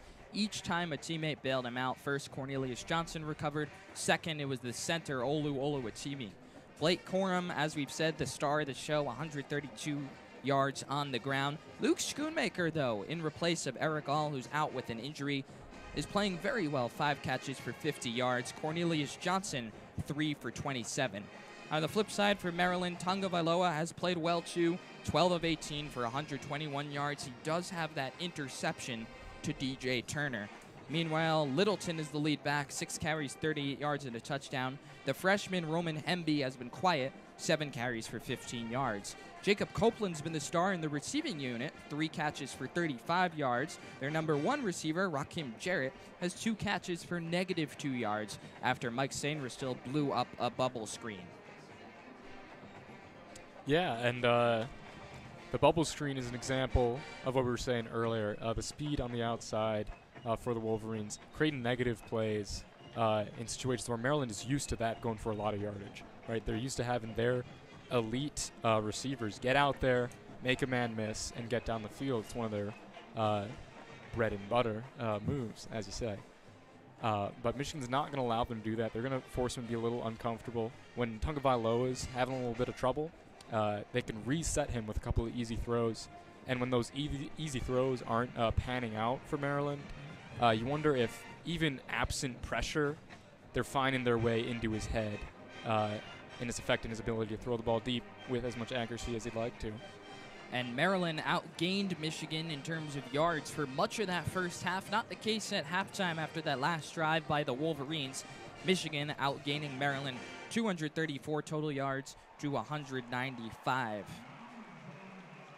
So it's been shaky for the Wolverines so far today, but they have to like the spot they're in at least right now. The momentum in their favor. The defense stood strong, and the offense, a knack for the explosive plays today. Have to take care of the carelessness in terms of McCarthy, but that's normal for a young quarterback. And you don't like the fact that he showed a propensity to do that last year too. Hadn't yet showed that this year, but Maryland is a little bit of a different challenge than, say, Hawaii or UConn. Absolutely. And just their instincts for the ball are going to be on a different level, where a Hawaii defender might be thinking, okay, I need to bring this guy down. The Maryland guys know they have the speed to match up, and they are going to be much more on the lookout for those game-changing plays. When you're in the game, you're looking for any slight edge, and the Maryland defenders are trying to create those fluke opportunities for that offense to get a quick score. Well, I'm going to sign off here as we get our halftime coverage on WCBN Sports underway. Coley Hoving will remain with you for a little bit here. Adam Bressler will join us later, too. For now, though, Zach Linfield is going to swap headsets out with me. I'm Jared Greenspan. Thanks so much, as always, to listening for listening to WCBN Sports coverage of Michigan football. Wolverines up 17-13. An exciting first half and an exciting second half sure to be on deck, too. So I'm going to hand things over to Zach in just a moment. Until next time, good night and go blue.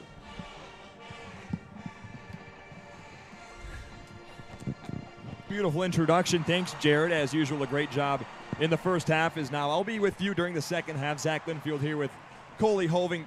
Coley, we've had one baseball game together, so it's hard to get some chemistry together. Not everyone can be like Adam and I, right? Yeah, we'll figure it out on the fly. And you and Adam can't quite be like Jared and I, who have a long history. No, Adam and I just happen to be like Buck and Aikman.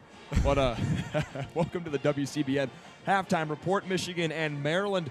It's a 17-13 ball game. Coley, I know you were just chatting with Jared about Michigan's performance so far throughout this ball game, and it's not to say that it was expected, but maybe expected just a little bit that this game would be closer than the previous three in the non-conference, simply because the talent level of Maryland is extremely higher than the previous three teams Michigan's played. Absolutely, and that's one of the keys that me and Jared were just talking about, is that these guys don't need to be terribly worried about just staying on the field with them, right? They don't need to be overthinking. They trust their instincts. They know they're high-level Power 5 athletes. Now it's a question of, can the coaching bring them there? Can they make the plays? Can they compete a little out of their weight class with these, more touted Michigan recruits? And so far they've done what they needed to do. They're playing like a team that is organized, that has a lot of veterans who've seen a lot of playing time. They didn't let that punch to the mouth in the first 8 seconds get to them. And we'll see if their durability holds up over the full 60 minutes against a team of Michigan's depth and talent level. But so far, the conditioning's there. The willpower is there for certain. And they're keeping their head on straight, trying to make plays on the ball. And it's putting them in great position going in the second half. I think most importantly for Maryland, which has really hurt them through 3 games, although a 3-0 record, is they've been penalized by the bunches. They have no penalties in the first half. Absolutely. Michigan penalized one time for 15 yards, and it costed them a chance to get off the field. But Maryland has played very disciplined football, and that's not something we're used to seeing from a Mike Loxley's Terrapins team. Especially early in the game, when they were pushing the pace a little bit, you expect them to be a little jittery in the big house, and that was not the case. Like you said, it wasn't even a talking point. We did not mention penalties all that half, except for the unfortunate face mask on that early drive. But yeah, these teams are playing crisp football, with the exception of some carelessness by McCarthy. They're hitting their assignments, and they're doing what they can to keep it tight and keep it focused. I'd say outside of those couple mistakes that JJ has made, he's put up a pretty efficient stat line, 11 of 16, and for 100 yards and a score. It was the fastest touchdown in Michigan football history, just 8 seconds, McCarthy's connection with Schoonmaker. But we flipped the script. Talia Tagovailoa has been excellent as well, outside of the one interception, which was a low-thrown ball, and DJ Turner undercut the receiver to make a spectacular interception.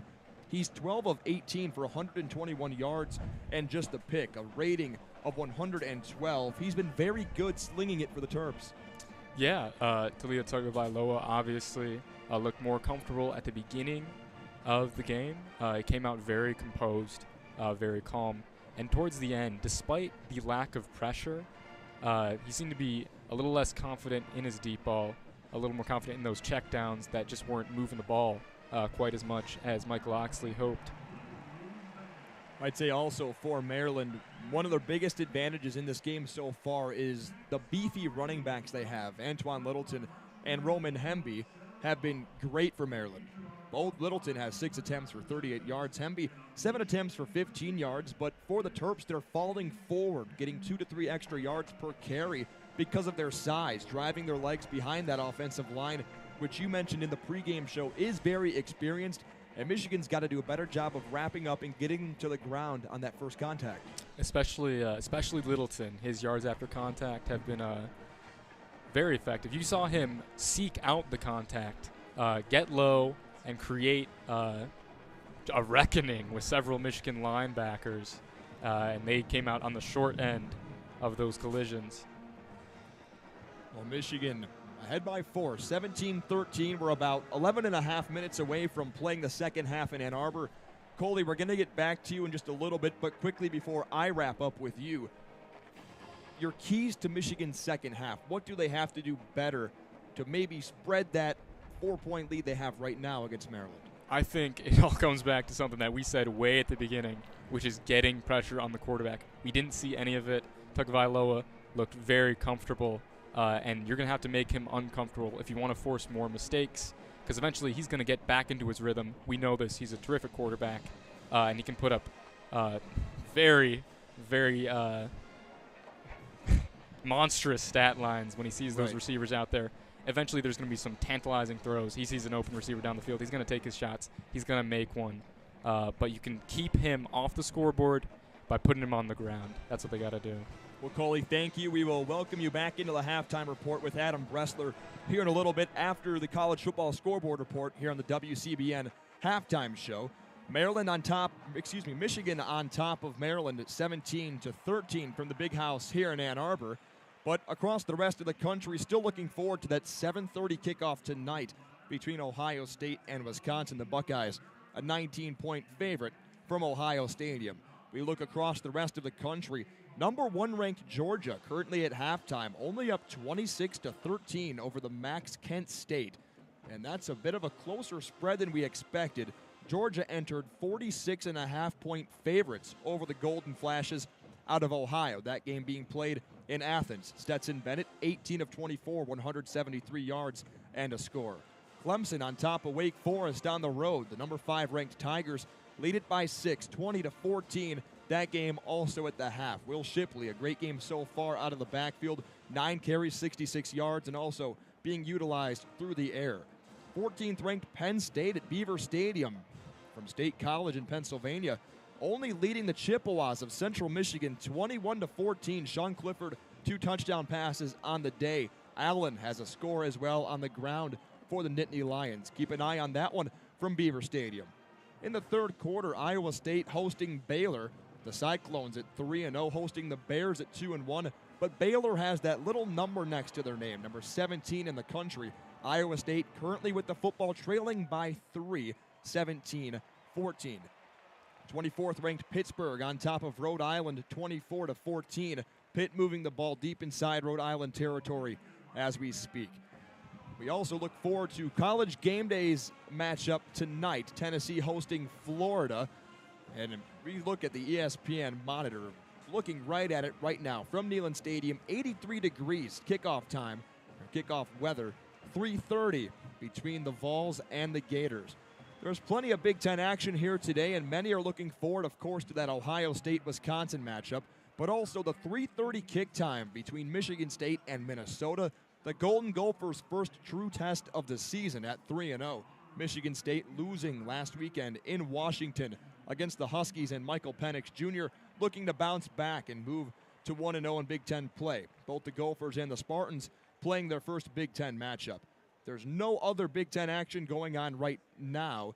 Illinois was victorious over the Chattanooga Mocs last night, 31-0. That was on Thursday night. Other games around the Big Ten later today.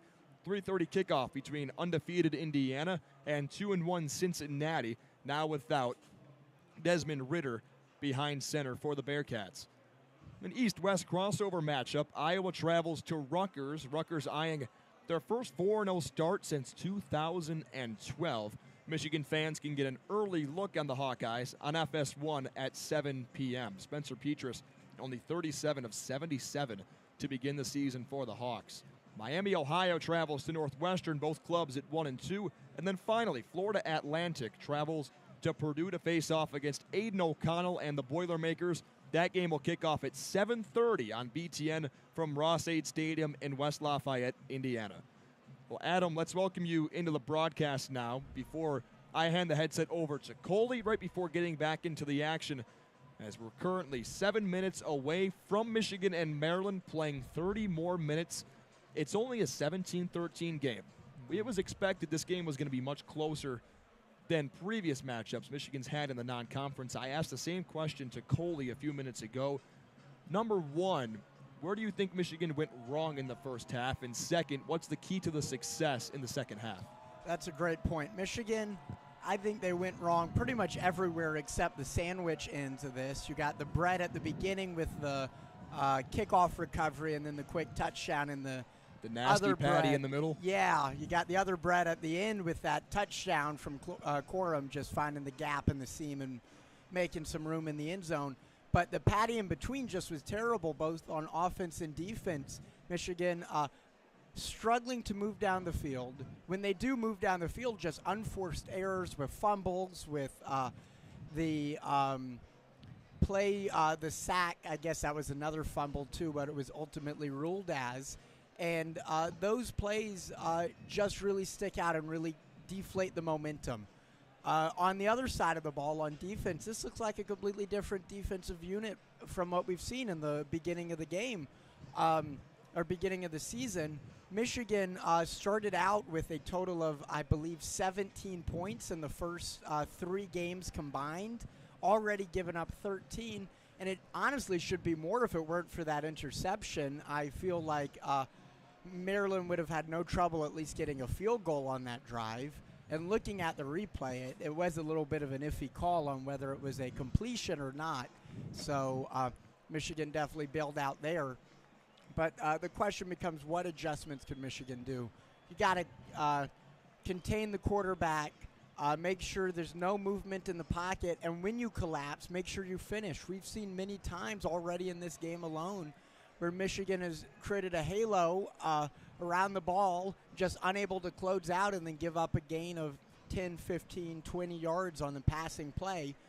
And it's just unacceptable. It allows extra oxygen into the opponent's offense, allows the ball to keep moving, the chains to keep moving, especially on third down. I'm joined by Coley again, and I have a question for you. What bright spots should Michigan hope to rely on, and what concerns should Michigan maybe either make adjustments or just pray that it fixes itself out in the second half? I think that a bright spot that you're going to be able to rely on is Luke Schoonmaker. I think his 5 catches for 50 yards are not by accident. Obviously, we're talking about him in the pregame. Eric all out. He's taken the majority of the pass-catching tight end reps, although we saw some excellent blocking by his counterparts. And I think that he'll be there all game. He'll be underneath in the flat. He'll be crossing on the drag. And he'll be setting up little screens if they need him to. So what's real is the tight ends being a factor in the passing game for the rest of the day. I think something that will be improved upon is the linebackers at the point of attack. I think we were talking about the running backs getting a push secondarily after they get past those defensive linemen, who I think obviously we already mentioned that is key to the game. They need to create more push. But as the running backs get past the defensive linemen, they're meeting those linebackers. I think Jim Harbaugh and especially his coordinators and linebackers coaches are going to be emphasizing getting low, wrapping up running backs in the second half. Absolutely, and it might not feel like it, but Michigan will be receiving the second half kick, even though they got quick points and got the initial possession in the first half on that muffed kick return. So Michigan is going to have to come out with a big statement. J.J. McCarthy a little bit iffy in this one so far. both on his struggling to find his open men on deep passing. We've seen several plays where a receiver has separation, and McCarthy just unable to thread it like he has earlier in the season. Also some concerns with ball security. That was his big concern last year, and I think many Michigan fans thought that he maybe fixed it because he looked near perfect in terms of that respect in the first 3 games, but already several lost fumbles, several poor decisions. I think that's what I'll be keeping an eye on in the second half. For those tuning in, we have 1:55 until second half kick. Maryland trailing only by 4 points in this one. Michigan, the number 4 team, looking to stay undefeated this season as they have their first Big Ten game. Certainly puts a damper on the excitement that Michigan fans had coming into this game after those 3 blowout wins. So far, Michigan held to only 17 points on offense and already surrendered 13 on D. Certainly a different type of matchup from what we've expected.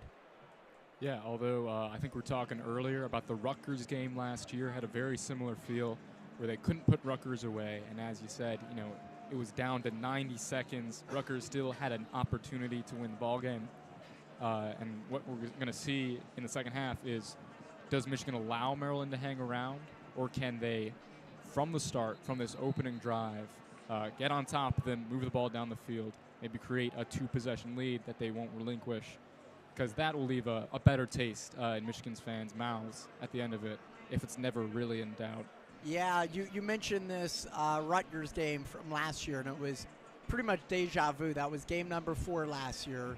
Michigan coming in after an undefeated out-of-conference record, excited in the big house, and Rutgers held Michigan close and eventually fell, but it was a real close one at the end. And I personally have deja vu. I feel like a very similar type of game is underway. And Michigan, they did win that one last year on their way to a Big Ten title. But coming into this Big Ten opener, something to be wary of an upset. Well done by Coley, Hoving, Adam Bressler, Jared Greenspan. I'm Zach Linfield here. We're ready for the second half of WCBN's coverage of Michigan football. We've got a close one, folks. Don't go aside. Michigan leads at 17-13 over the Maryland Terrapins. 30 minutes to play from the big house in Ann Arbor as Big Ten play kicks off for these 2 Big Ten East opponents. Michigan's only lost 1 time to the Terrapins. 2014, the first season Maryland joined the Big Ten. That was right here in Ann Arbor. Chad Ryland's got it lined up. He'll boot it away. It's a squib kick that'll go through the end zone. And Roman Wilson says no thank you. Michigan will take over. First down and 10, 25-yard line, moving from left to right.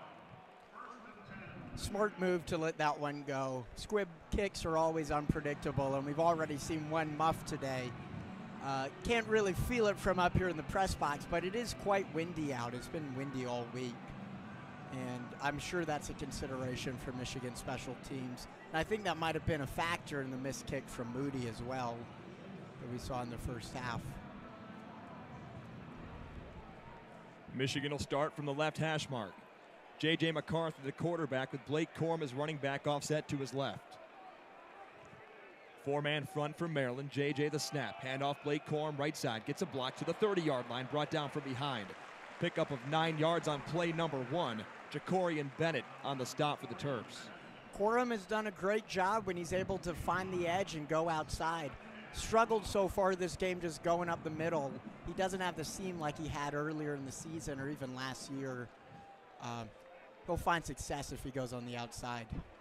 1 score on the day so far for number 2. Michigan 143 rushing yards on the day.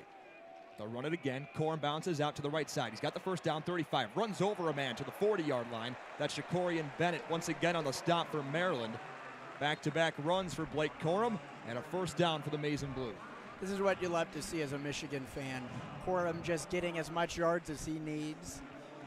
If he could keep this up, especially for the rest of the season, Michigan will have no trouble moving the chains.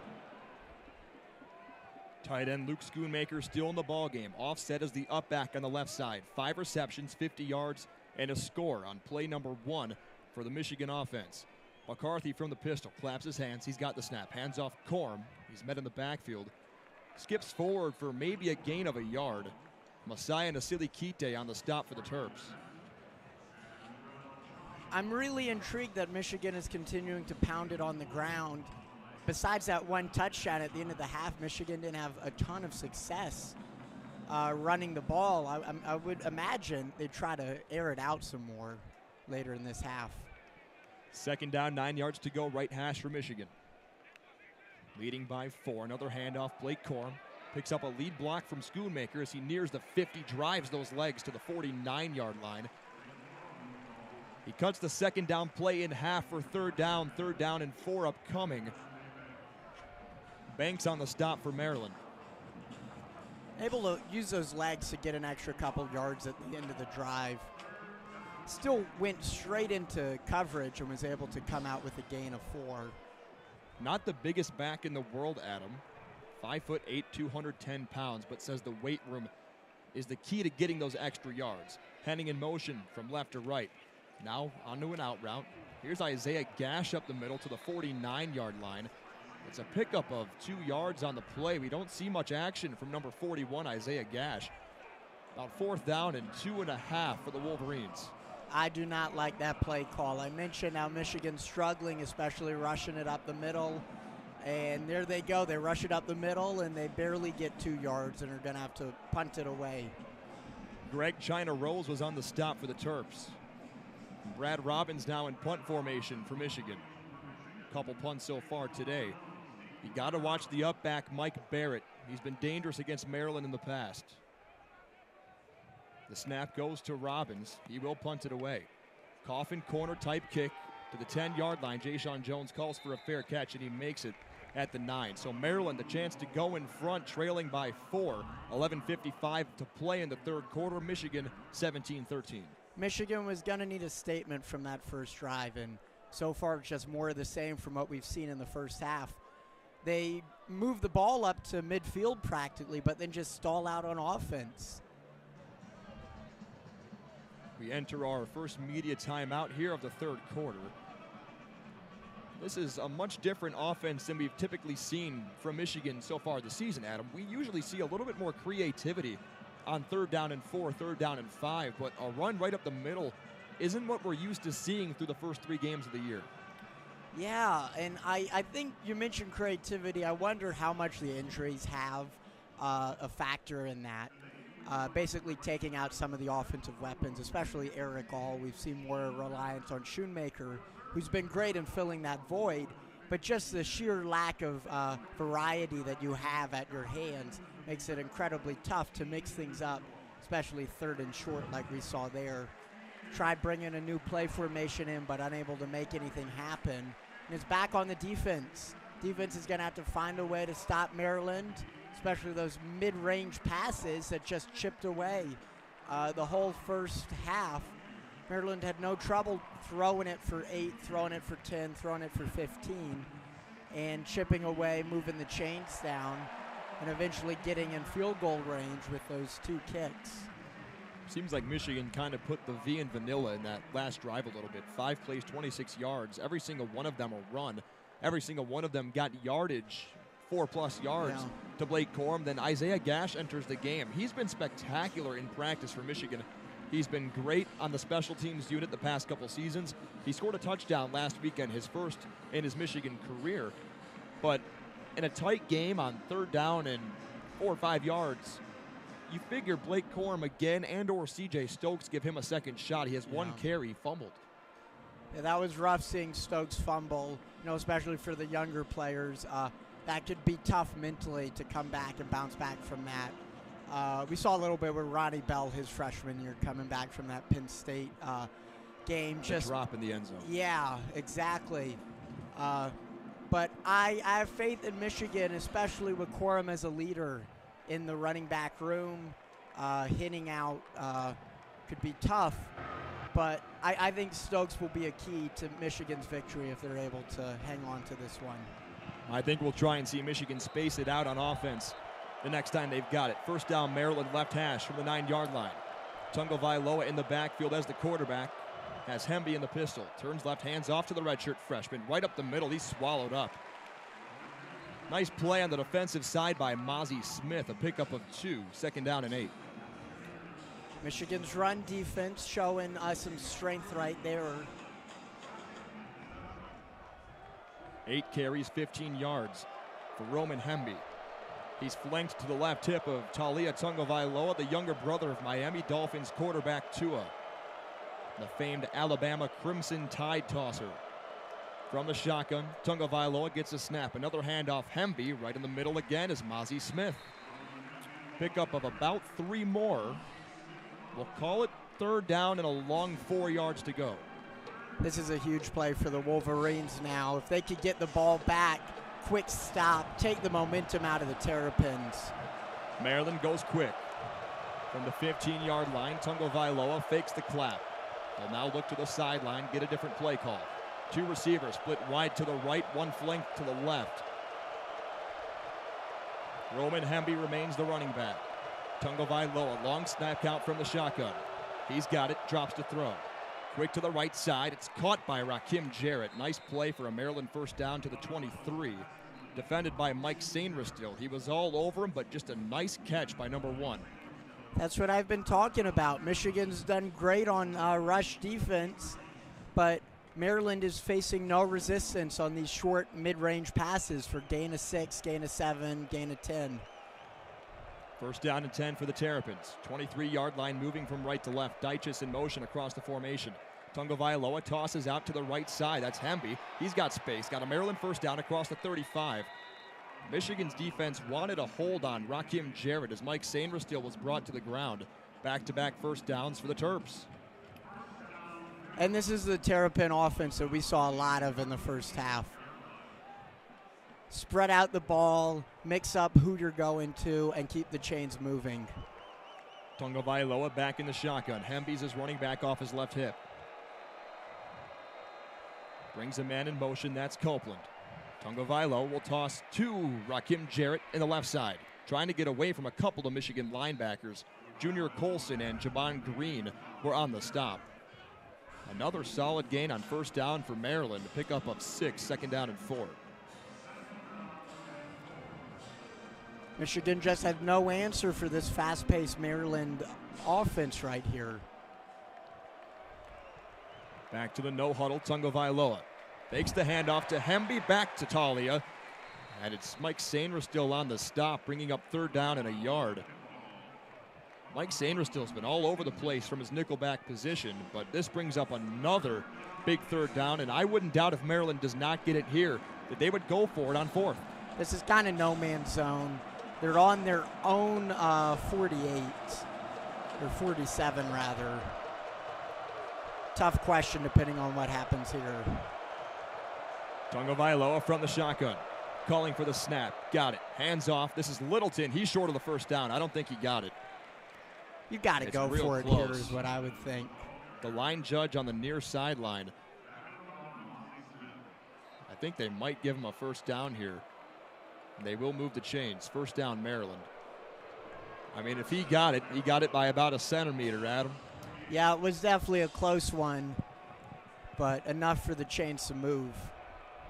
Maryland substitutes, so Michigan's allowed to substitute as well. Running a couple of Wolverines off the field. 1st down and 10, Maryland nearing Michigan territory at the 48. Talia fakes the handoff right. There's Dyches out of the backfield. He's brought down by Junior Colson. No gain on the play. The tight end Dyches was brought down immediately by Michigan's interior linebacker Junior Colson, who was injured throughout practice this week. He's had a big game coming up. Questionable whether he'd play, but so far he's been a key presence for Michigan. The official on the far sideline gave Dyches about half a yard. We'll still call it 2nd down and 9. 49-yard line for Maryland as Michigan runs a late defender onto the field, Jalen Harrell. Taylor Upshaw will now make his way off. That's one of the new rules implemented last season. If the offense is allowed to sub, the defense is as well. 0 on the play clock. Tagovailoa just gets it off. Pressure from his backside. It's dropped down the right sideline by Dyches. Oh boy, Tagovailoa's on the ground and hurt. Mike Morris put a licking on the quarterback from Hawaii. Officials timeout for player injury. So there you go, official timeout here. That's got to be devastating for Terrapin fans, especially looking at that replay. Oh, boy. Completely blindsided hit. Barely got the ball off. It was almost a gain of 15 or 16. Timeout of the field. Now,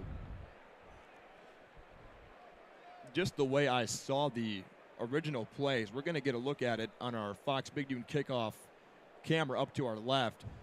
Mike Morris got a hold of him from behind, and I think in the NFL that might be called for roughing the passer as he drove him into the ground, and that's right on his throwing arm. Dyche just had a great chance to make a catch. Rod Moore was in coverage for Michigan. But Dyche got some separation. This does not look like no injuries good. This does not look like a light injury for Maryland.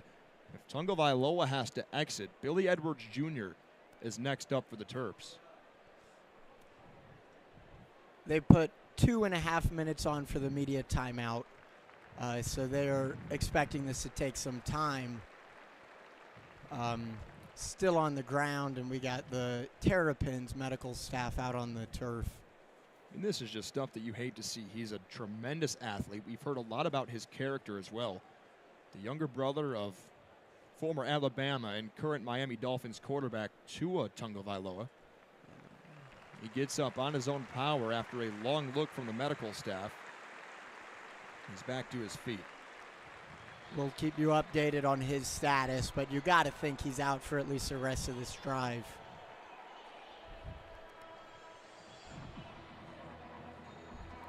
With that, Maryland preparing to come back on. It'll be 3rd and 9 as they are on the 49-yard line, their own 49-yard line. That'll bring up a big 3rd down and 9 as well. Yeah, and we mentioned this on the previous set of downs. This is kind of no man's land in terms of punting or kicking. If it's close, I wouldn't be surprised if Maryland tries to convert on 4th. In a road game like this and a tough ground battle like we've seen, you got to keep the momentum on. Well, let's get a look at number 9, Billy Edwards Jr. It'll be a battle of number 9s now between Michigan and Maryland, assuming that for now that injury to Taulia Tagovailoa did not look great. But in the career for Edwards, he's only thrown 4 passes. He's 4 for 4 for 35 yards and a touchdown.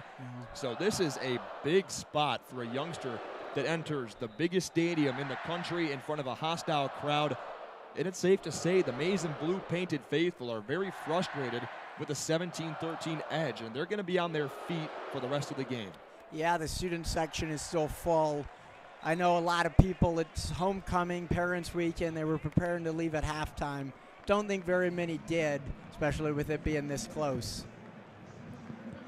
Well, here we go. Billy Edwards Jr. from the shotgun. Huge 3rd and 9 play for Michigan's defense. Media timeout has concluded. Edwards Jr. from the shotgun. The transfer from Wake Forest and the freshman from Burke, Virginia. Gets the snap, drops the throw. Michigan brings pressure. He throws it into the ground, incomplete. Intended for Hemby. Jalen Harrell was pressuring the big quarterback. Completely open scene, not even touched on his way to the quarterback. And finally, Michigan gets a big stop and will get the ball back with 7 minutes and some change remaining here in the 3rd. Trying to keep an eye on that far sideline for Taulia Tagovailoa. He certainly entered that medical tent, but want to keep an eye to see if he happens to go up the now newly named Lloyd Carr Tunnel. I don't think it's official until the Penn State game, yeah. Pecorella to punt it away. A.J. Henning calls for a fair catch at the 10, right around where Ty Felton muffed the opening kickoff. Michigan will take over from the own 10-yard line and a media timeout before we resume action from the Big House. 17-13 Michigan, 7:17 to play from Ann Arbor. This is a crucial drive for the Wolverines. They're lucky to get the ball back without surrendering any points there. It's an unfortunate turn of events for the Terrapins, but Michigan needs to take this opportunity, seize it, and expand their lead. 4 points here in the 3rd isn't enough against this Maryland offense. Has been high-powered all season and high-powered so far today till this most recent drive. I mean, what a change in pace, though, from Tagovailoa to Billy Edwards Jr. That's such a big loss for Maryland to lose Talia just like that. All it takes in football is one hit. We saw that with Cade McNamara. He's now out for an extended period of time. J.J. McCarthy is really the only one left with any game experience in valuable playing time. Davis Moore and Alan Bowman are the other two for the Wolverines that would have to get the chance if J.J. was unable to go. So just putting that into the perspective for Michigan fans, that Maryland lost their star quarterback. He's 6th all-time in single-season passing yards. That came last season. And guess who owns 2 of the top 5 spots? Former Purdue quarterback. Former Purdue quarterback. Here's your trivia for the day. Is it Breeze? That's Drew the only Brees. former Purdue quarterback I know. But, yeah, Breeze, another Big Ten man. Had some big games against Brady when he was at Purdue and Brady at Michigan. Michigan will take over the football following this media timeout. Still trying to keep an eye on that Maryland sideline for Tagovailoa. But right now, Billy Edwards Jr. seems to be having a chat with one of the coaches right around the 46-yard line on the opposite side of the field, and there is no sign of Talia. The mentality of a backup quarterback is so tough because you hope to never have to go in, but you have to be prepared at any moment, as we just saw, with a play's notice and maybe an extended official timeout. You got to pick up where your predecessor left off and keep the momentum going strong. It's incredibly tough, both mentally and physically, to come in and do that. They might have to lean on the run game even more now with Roman Hemby, Antoine Littleton, and perhaps also the talent of Raymond Brown.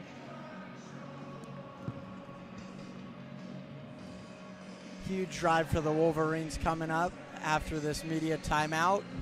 They'll begin at their own 10-yard line. 90 yards to go. Hoping to get their first touchdown of the half. Michigan's taken a couple of different shots here today. None to Ronnie Bell. He's got 1 reception for 3 yards. Under center, McCarthy takes the direct snap, turns left, hands off Corm. He tries to find a crease, gets away from one defender, has his legs taken out from underneath him by the cornerback Jacorian Bennett. He's been all over on the defensive end for Maryland. 3 yards on the play, 2nd and 7. I'm curious if we'll see some more design runs for the quarterback. Had a couple of them thrown in there where Michigan was really struggling to get their offense moving. JJ now works out of the shotgun, calling out signals to his center, number 55, Olu Oluwatimi. In the pistol set, turns hands off Corm, trying to find a crease, can't get around the big outside linebacker for Maryland, Caleb Wheatland, who's filling in for Ruben Hippolyte. Did not make the trip today for the Terps. 3rd down and 8. Seen almost no passing this half. I don't think a single passing play. Going to bring up a lot of questions if Michigan can't convert here and has a quick 3 and out. Michigan brings the tight end Schoonmaker back into the game. He's lined up on the left side. 3 receivers, 2 to the left, 1 to the right. That's Roman Wilson in isolation coverage with Deontay Banks. McCarthy, a long snap count, leans in, gets the snap. He's going to throw. Pressure coming from Maryland. Plenty of time to toss it. McCarthy hit from behind. And he just holds on to the football. He thought for a second that ball might come free. He was sacked by Bo Braid, who came from behind and made a nice play. 4th down and 10 for Michigan. I was watching that in slow motion, just nowhere to go, no one open to get it out to, and a pretty blindsided hit of his own for McCarthy. Lucky he got up quick and held on to the football. Looks like Talia Tagovailoa is good to go on the far sideline. Currently makes his way all the way down to about the 25. Looks ready to go for Maryland. That's huge for the Terrapins' chances here. Brad Robbins gets the ball away. Spiraling down inside Maryland territory. Sends Jones back to the 35-yard line. Makes one man miss to the 40. Skips his way near the 45. Steps out of bounds at the 44. So that's where Maryland will start. We'll enter another media timeout. Michigan in front 17-13 with 5:07 to play in the third quarter. And that's a huge starting position for the Terrapins to begin this drive nearly on their own side of the field. Pretty much where they left off on the last drive. I'm curious to see how the quarterback's going to rebound, if he has any, what's the saying, like seeing ghosts after a big hit. It definitely afflicts some mobile quarterbacks. I don't know what's in store, but we'll keep you updated. On the day so far, Tagovailoa, 16 of 23, 151 yards and an interception. But he's also been pretty efficient on the ground. 3 carries for 19 yards and a couple of key first down pickups. The redshirt junior quarterback in the former transfer from Alabama, Taulia Tagovailoa. Michigan in defense of their Big Ten title. In a bit of a scary situation right now with Maryland, only leading by 4. And the Terps are going to have the football, first down and 10, in good field position. Remember, their kicker, Chad Ryland, is fantastic. 2 field goals of 50-plus yards today. And he's helped Maryland tremendously to be within 1 possession of the Wolverines playing their final home game in a 4-game stretch from the Big House before hitting the road for 2. Michigan will travel to Iowa next weekend, and then following that, a trip to Bloomington to face off with the Hoosiers of Indiana. We'll be covering both of those games from enemy territory. Definitely going to be a test to go to Kinnick, even though Iowa, especially their offense, hasn't looked very high octane this season. It's always a tough environment to go there. A couple of score updates from around the rest of the country. Number 1, Georgia leads Kent State now, 29-16. The Bulldogs driving deep inside Kent State territory. Stetson Bennett still putting up a pretty solid game. 21 of 28, 230 yards passing, and an interception. Wake Forest has since taken the lead over number 5 Clemson from North Carolina. Wake was trailing at the half, 20-13. They now lead it by 8, 28-20. Quarterback Hartman for the Demon Deacons has 4 touchdowns on the afternoon. Plenty of good action across the Big Ten today. Wisconsin, Ohio State, Michigan State, Minnesota coming up later today. Got to focus on this right here. 5:07 to play, third quarter, Michigan by 4. Tagovailoa back in the shotgun. Was injured on the last drive. Billy Edwards Jr. took over for 1 play. Tagovailoa fakes the handoff, rolls out to the right, being flushed. Mike Morris right behind him, chases him down from behind and takes the shoe off him.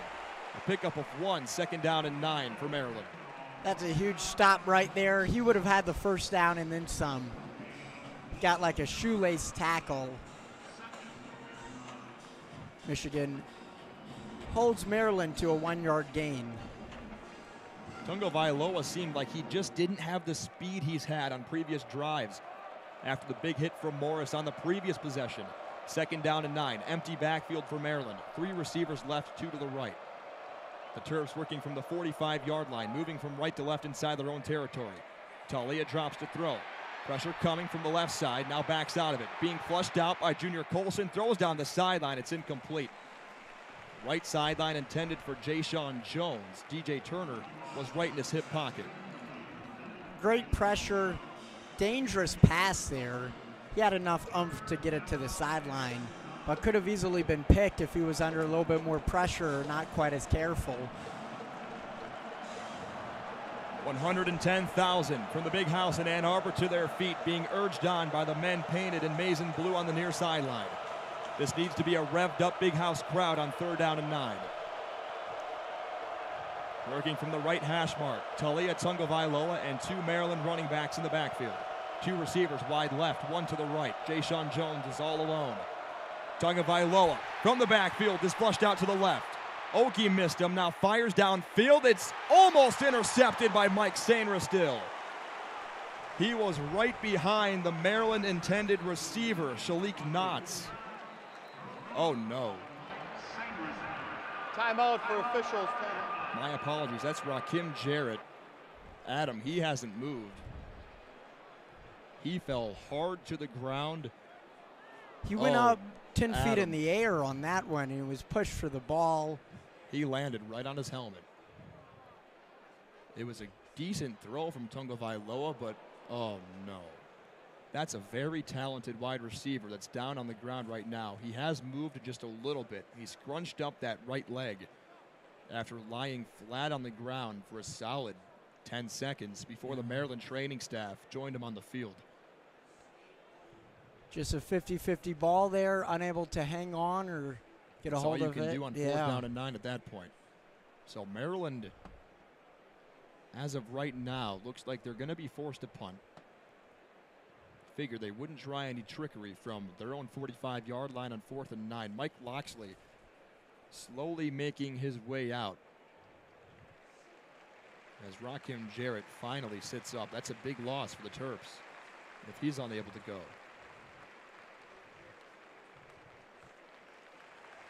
And a nice ovation from the Big House crowd. He'll scamper off.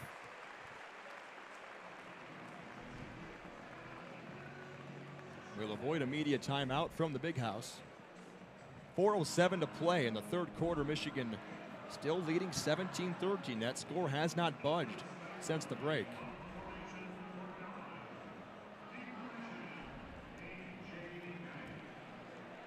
So now it's like deja vu again, pretty much punting from the same yard line. Hitting in the backfield. Colton Spangler is in punt formation for Maryland. Shifting from left to right. The left-footed booter kicks it away. A.J. Henning signals for a fair catch at the 15-yard line. And he'll make that grab. Michigan will take over 1st down and 10 from their own 15. 4 minutes, 1 second left in this third quarter. Quiet for both teams so far. No scoring yet. But 2 very serious injuries for the Terrapins. Seems like Tagovailoa's okay. A little bit slowed up, if anything. Yeah, coming off the field, he was limping on that last throw. Don't know how much of that is from the injury, just being shaken up. Yeah. Michigan's got it, 1st down and 10. They move from left to right across the Big House. JJ from the shotgun. Corum flanked to his left. Gets a snap, throws across the middle, got Schoonmaker, the big tight end, across the 20 down to the 23-yard line, a pickup of 8 yards. Michigan will need the 25. 2 more yards to go before 1st down.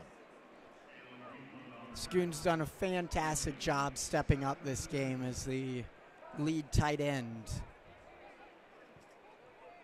The fill-in linebacker, Caleb Wheatland, again on the stop. He's done a fantastic job in place of Ruben Hippolyte. Same formation for Michigan. Corum offset to the left. McCarthy rolls out to the right, looking for Ronnie Bell across the 40, and he's out of bounds at the 41-yard line. He was pushed out by the safety, Isaiah Hazel. Michigan picks up a 1st down, and that's something they needed. It's been a little vanilla on the first couple drives of the second half, Adam. Clock now moving to 3:15. Bell's been quiet so far this game. That was his first reception. He's been targeted once. Ronnie Bell, Roman Wilson, and Angelo Anthony have all been pretty quiet today for the Maize and Blue. McCarthy under center. Gets a direct snap, turns left, handoff Corum, trying to find a crease, skips his way past the 45, drives his way to the 50 before being brought down. He'll be about 2 yards shy of a 1st down, but right at that famed Block M logo, Michigan's got it at midfield. And Michigan's offense finally is clicking, both passing-wise and on the ground. Feel like they complement each other, too. When you have a strong, credible passing game, it opens up lanes for Corum and the running backs. Wheatland again on the stop for the Terps. 2 receivers close to the formation on the left side, Anthony and Wilson. Isaiah Gash back into the backfield for the Maize and Blue. McCarthy gets a snap. He wants to throw. Plenty of time. Down the middle of the field for Anthony. Inside the 10, and he almost reaches out to get it. Coverage provided by both the cornerback and the safety. Isaiah Hazel was the first one there on number 1. Another play where we've had a receiver deep with some separation. McCarthy's just overthrown it. Now you think here, Adam, this is 4-down territory for Michigan. Midfield, 3rd down and 2. Blake Corum remains in the ballgame. Max Bredesen is the up back, right off the left hip of number 9. Tight end in the formation, Joel Honingford to the right. Handoff, Corum needs the first down. Got the first down. Dives forward to the 46 of Maryland. And Michigan's got their second move the chain signal of this drive.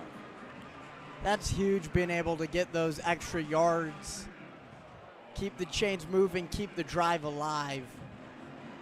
We've seen it already today where Michigan's just been unable to convert on 3rd and short and forcing to end the drive prematurely. 1st down and 10, Maryland 46-yard line from Michigan. Over near that right hash, McCarthy hands off Corum. Trying to get away from a defender. He does around the first one. He was able to evade Ami Finau, but was taken down for a loss of a yard. Nasili Kite on the stop for the Terps. 2nd and 11. McCarthy looking to the sideline, getting a play, talking to Harbaugh. Definitely falling closer to earth after 3 incredible starts to the season. This is something maybe Michigan needed as they enter the tougher part of their schedule. McCarthy barking out signals to his offensive line. Missing Trevor Keegan today. McCarthy from the shotgun. He's going to throw. Wide open receiver, Schoonmaker, to the 40-yard line. Makes a cut to the 35. Spun down at the 33.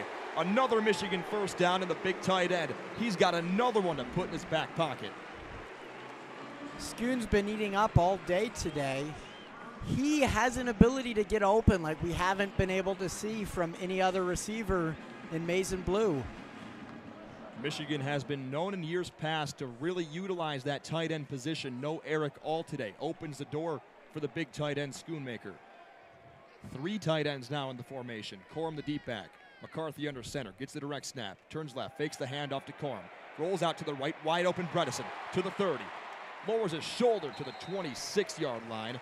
He's near that first down marker. He's marked out just a little bit shy of the 26. The 27-yard line is the mark. 2nd down and 5. And that'll likely take us to the end of the quarter. Clock ticking down. And there it is. Michigan and Maryland still at 17-13. That's the end of the 3rd quarter. We've got a good one, my friend. Time out of the field. Well, there we go. 15 minutes to play from the big house in Ann Arbor. Michigan 17, Maryland 13. The Terps travel a long way to give Michigan a big scare in the big house. We've got 15 minutes to play here on WCBN FM Ann Arbor. No scoring points from either team in that 3rd quarter. Definitely seen more of a defensive grind here in the big house. It's going to come down to potentially who has the ball last here and whose defense makes a big stop. At this point, if you're Michigan, you just hope you're up by more than 3 going into that last drive. You do not want to give Chad Ryland a chance to come back to the Ypsi Ann Arbor area and give him a chance to win the game for Maryland in what would be a major upset in the big house. Exactly. We've seen Maryland's kicker, one of the best in the nation. I think he has a streak of 23 now. Straight field goals being made. If it comes down to the line, you don't want to leave it on him because he has what it takes to give Maryland the upset today. Looking like anyone who had Michigan being unable to cover on this one might be. You're always the one to bring up the spread first. Yeah, it's a big deal. That's how it's modern sports. That's how a lot of fans engage with the game.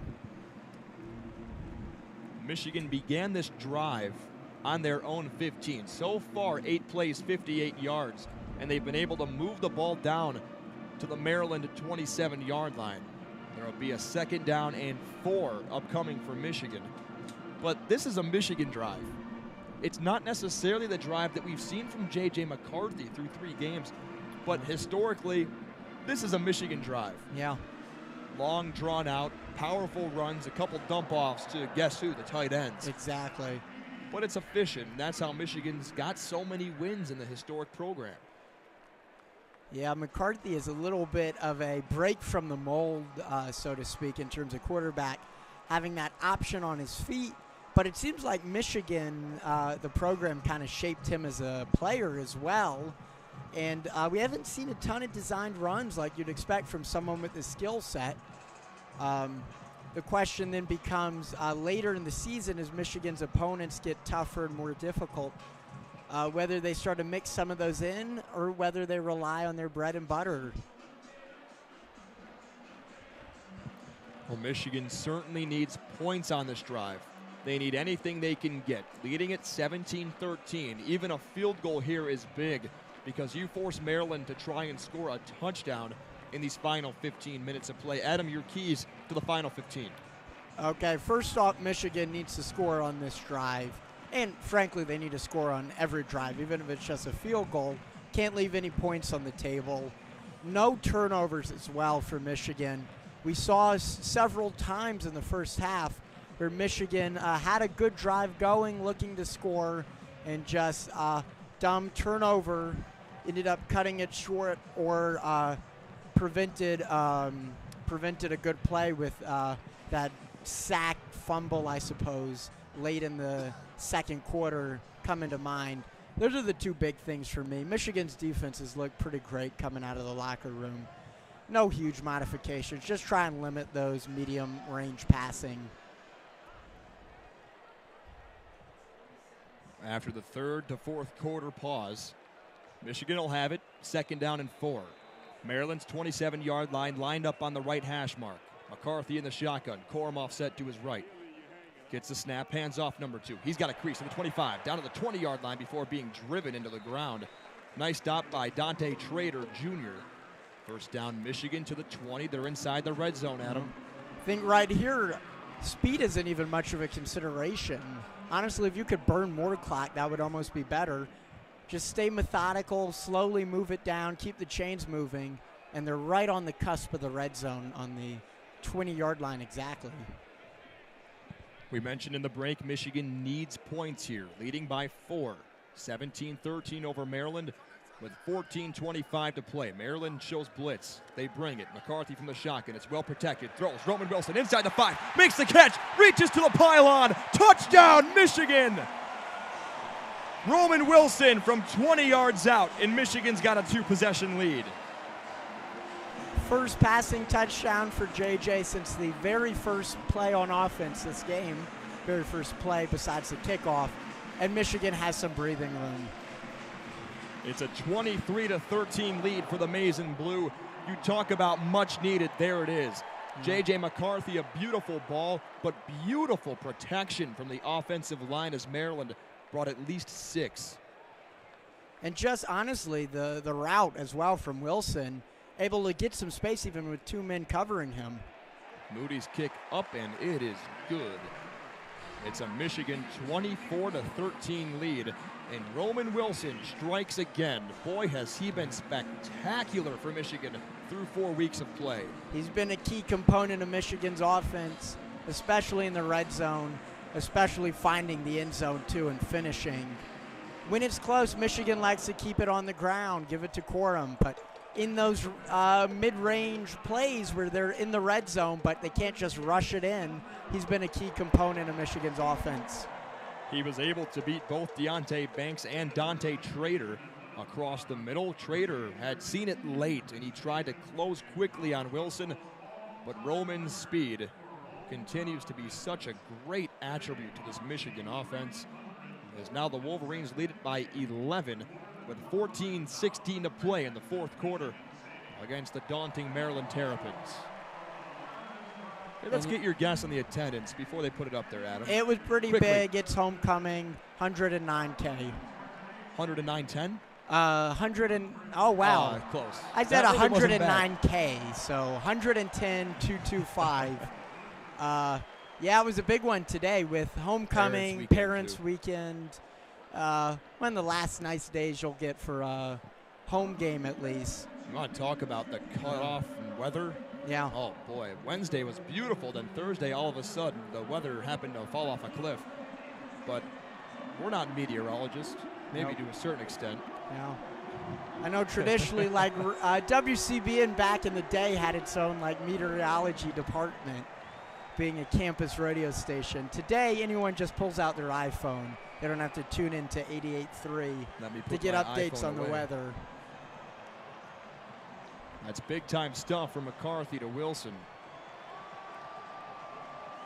McCarthy's first touchdown pass, as you mentioned, Adam, since the first play of the football game from scrimmage. The kickoff was muffed by Ty Felton, recovered by Michigan's Matthew Hibner. One play later, another tight end strikes, and Luke Schoonmaker able to make a touchdown grab from McCarthy. And again, outside of the very few mistakes that JJ's made, not feeling pressure from his backside, and maybe extending plays a little bit too much, he's been pretty solid again here today. His stat line, Adam, 16 of 22, 167 yards, and 2 scores. Yeah, for him, I'm mostly concerned about, we're seeing maybe not clear evidence, but some signs that he's struggling with ball security. That was his biggest concern last year. So far, up until today, we had no concerns from McCarthy, but a couple of plays where he was just trying to do too much, trying to finish and extend even further, where we just, sometimes you got to take the sack, sometimes you got to slide, sometimes you got to run out of bounds. Don't try and be the hero on every single play. That's how you get injured, and even more importantly, that's how you turn it over and in the momentum of the drive.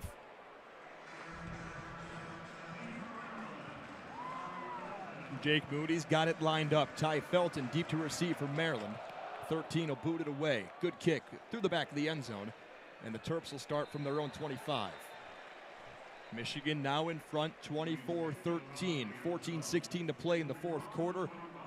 And we're going to welcome back a revved up Big House crowd that's going to have to help this defense out. That last touchdown was key in keeping the fans engaged and loud. Up 11, so it's a nice cushion, but it's definitely not over. 14 minutes still remaining. Both teams have 2 timeouts, or 3 timeouts, pardon me. Tagovailoa, long snap count from the shotgun. Turns right, hands off Hemby from the gun. He's brought down by Junior Colson. A nice pickup of 6 yards on the play for Maryland. 2nd down and 4 to go. Colson again having a great game after having some question marks coming into this one about his status. Under 14 to play. Talia getting the Terps lined up on offense. 31-yard line, moving from left to right. Gets the snap, hands off Hemby on first contact. Breaks a tackle from Chris Jenkins. But Mozzie Smith is right there to twirl him to the ground. 3rd down and 2 yards to go, and here comes that Big House crowd. Big House crowd. Maryland's backed up by the side by the Michigan student section. It's got to be a subtle advantage for the Wolverines. They're loud, and student section still like 85% full. Hemby on the day, 11 attempts, 29 yards. Tagovailoa, the shotgun snap, gets it. Hemby's got the ball across the 35. 1st down, Maryland to the 37-yard line. That's all power from a veteran group of offensive linemen. I'm curious, we've seen 3 straight plays on the ground here for the Terrapins. Or is that deliberate with the previous injury to the quarterback? Also notable, no Rakim Jarrett so far in this drive. Filling in for him is number 15, Octavian Smith Jr., the freshman from Burtonsville, Maryland. 37-yard line, 1st down, 10 yards to go for Maryland. Tagovailoa from the shotgun. Brings Jones in motion. Hands off to Hemby, right up the middle. Another nice push from the offensive line. Pickup of about 5 yards on the play, 2nd down and 5. Junior Colson right there again. 4 straight plays just straight up the middle, and it's worked for Maryland. It's getting the ball moving. It's not splashy, it's not exciting, but the chains have moved once, and they've already, or within 5 of moving it again. Still in the shotgun is Talia. Tagovailoa. Dupree in motion now, in close to the formation. Tagovailoa from the pocket, steps back, fires across the middle. Got it complete, Octavian Smith. Thrown to the ground by Braden McGregor. Just shy of the 1st down marker. 46-yard line for Maryland. 3rd down and a yard to go. Another 3rd and short here. Going to be a huge stop if Michigan is able to get their defensive line in front of it. Could probably expect run here. Michigan's defense not quite set. Antoine Littleton, the big running back in the backfield. He'll get the call, handoff. He's stuffed behind the line. Maybe right at the line of scrimmage, but Michigan's defensive line was right there. Mozzie Smith, Junior Colson on the stop. 4th down and a yard. Maryland's offense sticks around on the field. You have to hang on. If you punt it with 11 minutes left, Michigan in this offense, they'll maintain. They'll just chip away, burn down the clock, and they might not see the ball back until 3-4 minutes left if they don't hang on. Hell's bells ringing, 110,000 on their feet. Tagovailoa under center. Don't see this a lot. Tagovailoa fires out right side. Got a quick screen for a Maryland first down. It's complete to Ty Felton. No one was even close to him. Mike Sainristil made the stop. Right to midfield, first down Terps. And that's props for a really great play call. Not a ton you could do to stop that other than just really, really tight man-to-man coverage and able to get that first. When you need a yard, sometimes that's the best thing you could do. The old full house formation now for Tagovailoa. 3 backs in the backfield from the gun. He's got it, fakes the handoff. Hemby rolls out to the right, being chased, throws. It's caught by Dyches down the left sideline, 25-20. He's got space. Rod Moore brings him down from behind. 10-yard line. And he's officially marked down at the 6. Tagovailoa throwing opposite arm. And Maryland's got a big pickup. Will Johnson almost knocked the ball away from the quarterback, and Dyches ran free. And that'll put a spike of caffeine in the Maryland offense right there on a huge play. Haven't seen too many big-time plays so far from Maryland. Looked like they might even find their way in the end zone. Props to Michigan's defensive backs for getting back and getting the tackle. Tagovailoa ran for a touchdown last season against Michigan inside the 10. From the shotgun, he's got Hemby behind him in the pistol set. Hands off to him, met by Michigan's interior defensive line. Pickup of about a yard. Clock continues to tick. It's going to play a factor in this game. It's going to come down to the wire. You got to keep your eye. 9:30 remaining, and Maryland relying on the run. It's proving successful for the team, but it's keeping the clock moving. A long 4 yards to go away from 6 points for Maryland. Tagovailoa now in the shotgun. He's got 2 running backs in the backfield, Hemby and Littleton. Talia from the shotgun gets a snap. He wants to throw. Michigan has no pressure, throws to the end zone, touchdown, Ty Felton. His defender, Makari Page, fell down in the end zone. It's now 24-19, excuse me. Michigan still in front. So expecting this extra point, it'll be back to a 4-point game. Completely negates that huge drive from Wilson. And it looks like they might be going for 2, which would make sense, bring it within a single field goal. This is a huge play for the Wolverines. This is big-time stuff right here. This would almost eliminate the need for Chad Ryland. Empty set for Tagovailoa. Michigan looks like they're in cover 0. All press man across the line. Talia gets a snap. He wants to throw. Pressure coming. He's rolled out to the right. Flush. Throws to the end zone. It is intercepted by Mike Sainristil after being tipped away. Play called dead. And a 2-point conversion is no good. Michigan still in front, 24-19. 9:10 to play in the 4th quarter. We've got a good one from Ann Arbor. Don't go aside here on WCBN. That does provide some breathing room. It's now a 5-point game. So they'll need a touchdown, but it's still 1 possession for Maryland. 1 play, 1 scoop and score, 1 pick 6 could change it even with Michigan on offense. Love to see Sainristil getting that pick. Doesn't mean anything, but it'll pad his stats a little bit. Jim Harbaugh still having a pretty hot conversation with the official on the near sideline, and it finally concludes because Jayshon Jones essentially threw Mike Sainristil over his shoulder. No. And we've seen that be called before, but it wouldn't really have mattered anything except for on the kickoff. So Michigan leading by 5. It's a 24-19 spread with 9:10 to play, and well, the offense looked efficient on that last drive, and they're going to need another one if they want to close out this game against a surging Maryland team and surging Maryland program. Exactly, and emotions are high on both sidelines. Neither team wants to finish this one with a loss, especially with how close it's been. Michigan, it would be devastating for their hopes of defending their Big Ten title and returning to the big college football playoffs with an early home loss. The Wolverines are currently huddled up on that near sideline. The defense paying close attention to Steve Klinkscale, now in his second season with Michigan as the defensive backs coach, also the co-defensive coordinator with first-year defensive coordinator Jesse Minter, who Michigan plucked away from Vanderbilt. But now this is a big-time drive for J.J. McCarthy.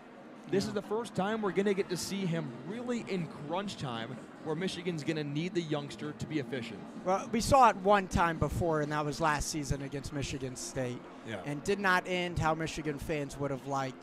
A little bit of a similar situation. This time they have the lead and they're defending it rather than from behind trying to come back and go ahead.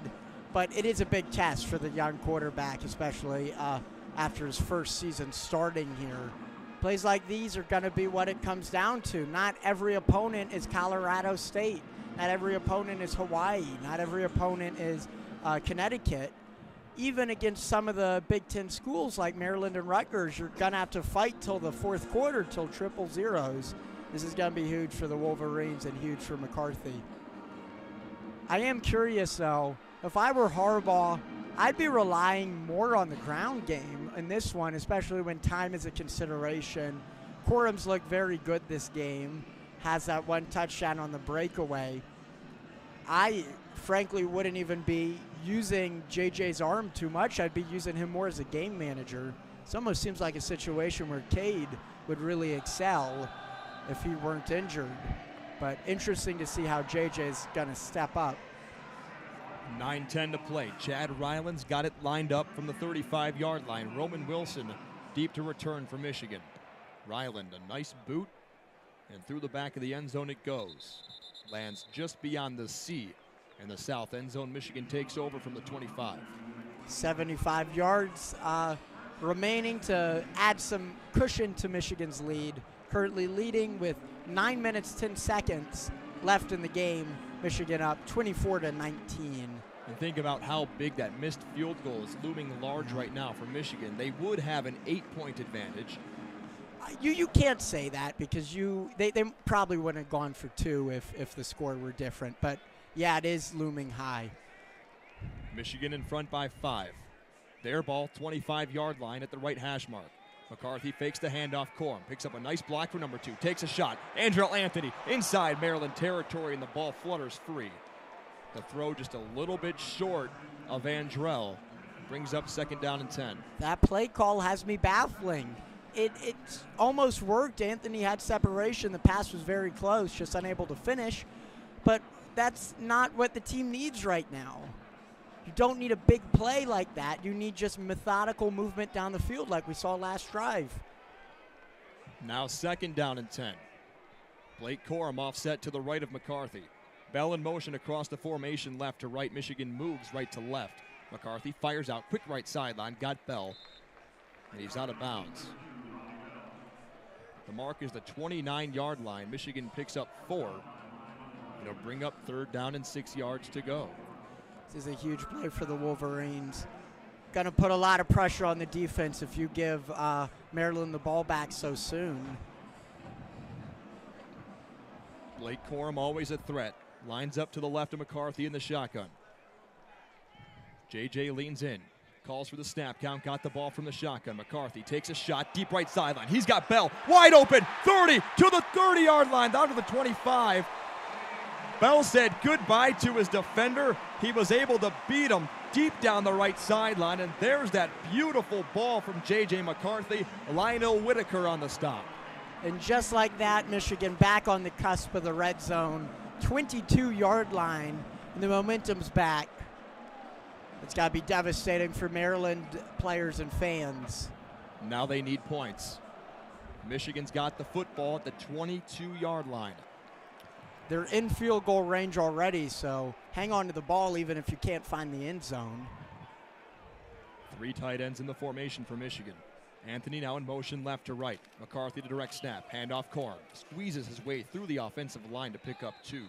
2nd down and 8.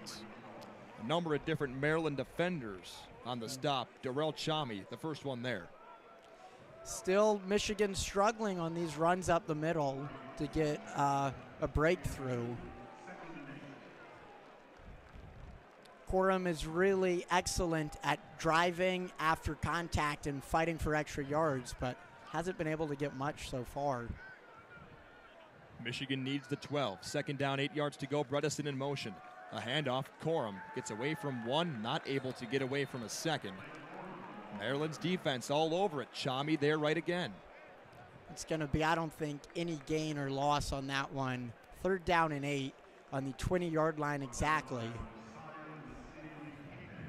Bring up a relatively easy kick if Michigan is unable to convert.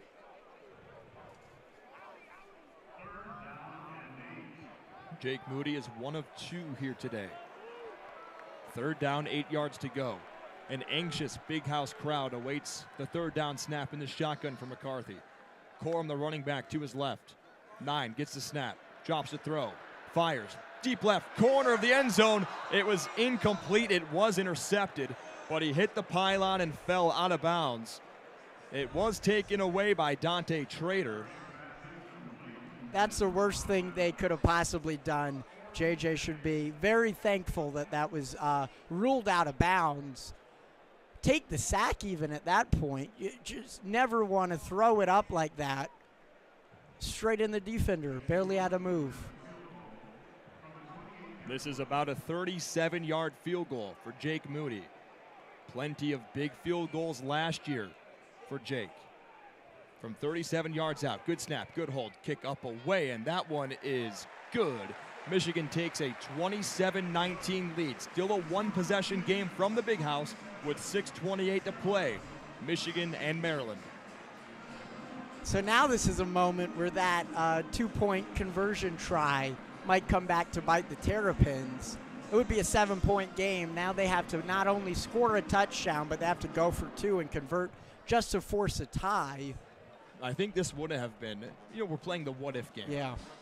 If Maryland was able to get that 2-point conversion, and this is a 7-point game, or they just even go for the extra point, it's a 7-point game, I think they'd go for 2. I think they would try and stun Michigan, much like they did against Ohio State a couple years ago. Remember, Michigan would have been the outright Big Ten champions if Maryland was able to win that game back in 2018, where they brought Ohio State down to the last second in overtime, and a wide-open receiver was missed for the Terrapins in the end zone, which would have knocked off the then number 3 Buckeyes, I believe, in Dwayne Haskins. This game is a lot closer than many Michigan fans will have hoped. Fans staying out for this one, especially in the student section, still about 75% full. It's a much nicer weather than it has been the past couple weeks. The first game and the third game was very hot in the 80s, and that second game, I don't need to remind any Michigan fans about that one, had a lightning warning and then lots of rain. We have a wave making its way around the bowl, struggling to get started. But Michigan does have a little bit of breathing room with that kick. 6:28 remaining in the game. Still plenty of time as both teams have 3 timeouts apiece. And now, Adam, I'll prompt you this question here. And this is a question that I'm sure plenty of fans will discuss throughout the week, that maybe J.J. McCarthy didn't have the best game here today. Would it have been different if Cade McNamara was under center? That's a great question. So far in what we've seen from Cade this season, he's really struggled with the sacks. And there's a lot of reason for that. I'm not going to speculate on who to blame or why that might be happening. So that would be a question. JJ has, for the large part, avoided the sacks, even sometimes to his detriment, like we saw in that last play, throwing a near pick. But I do think Cade McNamara would have been a better game manager. And in a game like this, you need a good game manager. Just look at last year with the Rutgers game. Cade was able to ice a victory. This seems very nostalgic of that game last year against Rutgers. Michigan won that one 20-13. David Ojabo was able to clinch the victory for Michigan in that one. We'll see who comes up big for Michigan down the stretch here against Maryland. 6:28 to play. Jake Moody's got it lined up, boots it away. To the north end zone, Ty Felton says no thank you. And the Terps will take over from the 25-yard line. Talia Tungavailoa's got a big task here, Adam, for Maryland's offense, going against what will be a revved up big house crowd. It's going to be loud. You're not going to get any easy chances here on the road in Ann Arbor. But this is coming down to be a classic. We'll be seeing this on Big Ten Network for the next 10, 15 years, even beyond, regardless of who wins. Tungavailoa leans in. Waiting on the snap, he's got it. Handoff, Hemby. Right up the middle, brought down by Rayshon Benny and Junior Colson. That running back duo of Hemby and Littleton have been working very efficiently for Maryland. Pickup of 6 yards, 2nd and 4. Maryland's run game has been very good this half, and especially the last couple of drives. They're able to keep the ball moving. Tungavailoa from the shotgun. Hemby remains the back. He's got the snap, wants to throw. Pressure coming from Harrell. Throws down the sideline. It's intercepted by R.J. Moulton. Tipped up into the air. He brought it down. I'd like to see that replay. It looks like it might have tipped the turf, but for now, ruling on the field as a Michigan interception, which is huge for the Wolverines' chances at winning this one. What a play by the Michigan safety.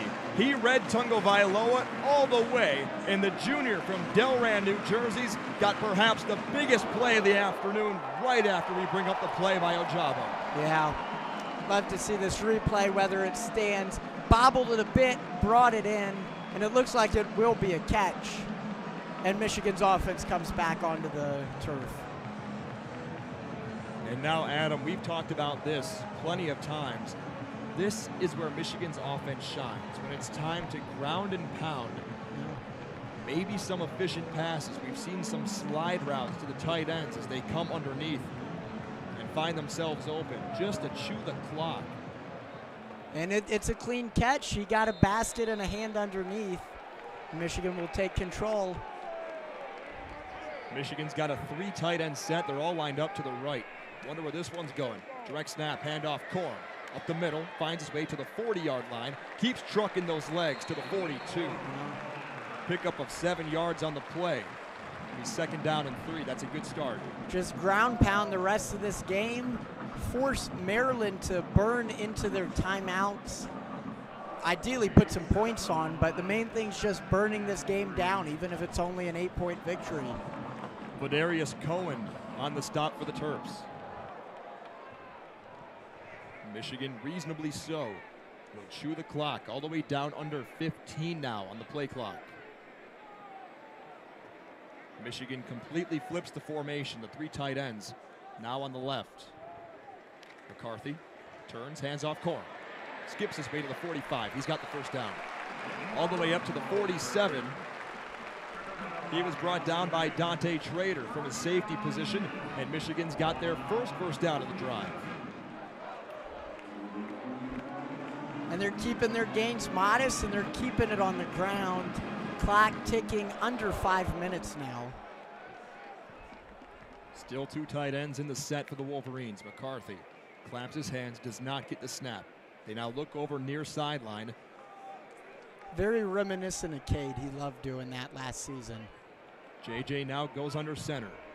On the right side of that famed Block M logo. Handoff Corum. Got to protect the football. Dives past the 50 inside Maryland territory to the 48-yard line.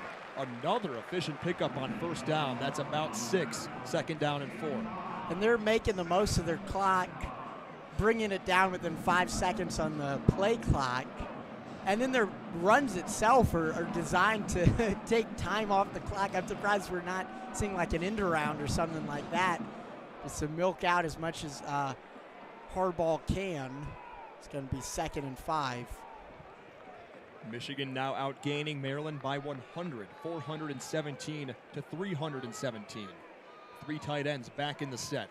McCarthy, direct handoff. Blake Corum gets back to the line of scrimmage, maybe picks up a yard.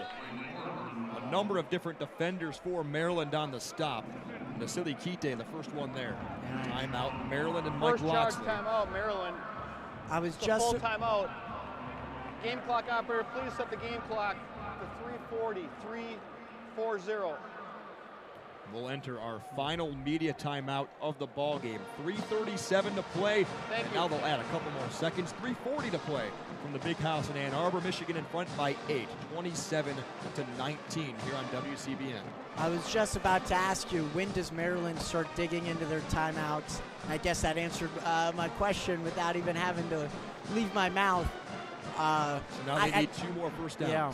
That's pretty much it. Exactly, 2 more first downs, especially if they're careful about using the play clock here. Gonna be 3rd and 4. This is a crucial play. Not essential to make it, but you don't want to give Maryland the ball back with 2 timeouts. Obviously, if you can ice it while you can, you want to do that. Do you keep it on the ground, or do you try mixing it up? That's the real question. It's so risky if you try to pass, because any incompletion basically gives a free timeout to Maryland. And if you're going to pass, you Yeah. know it's got to be those short, efficient routes Michigan's ran all afternoon. Yeah. Those short ones to Schoonmaker have been awesome. They've been efficient all afternoon for Michigan. They only need 4 yards.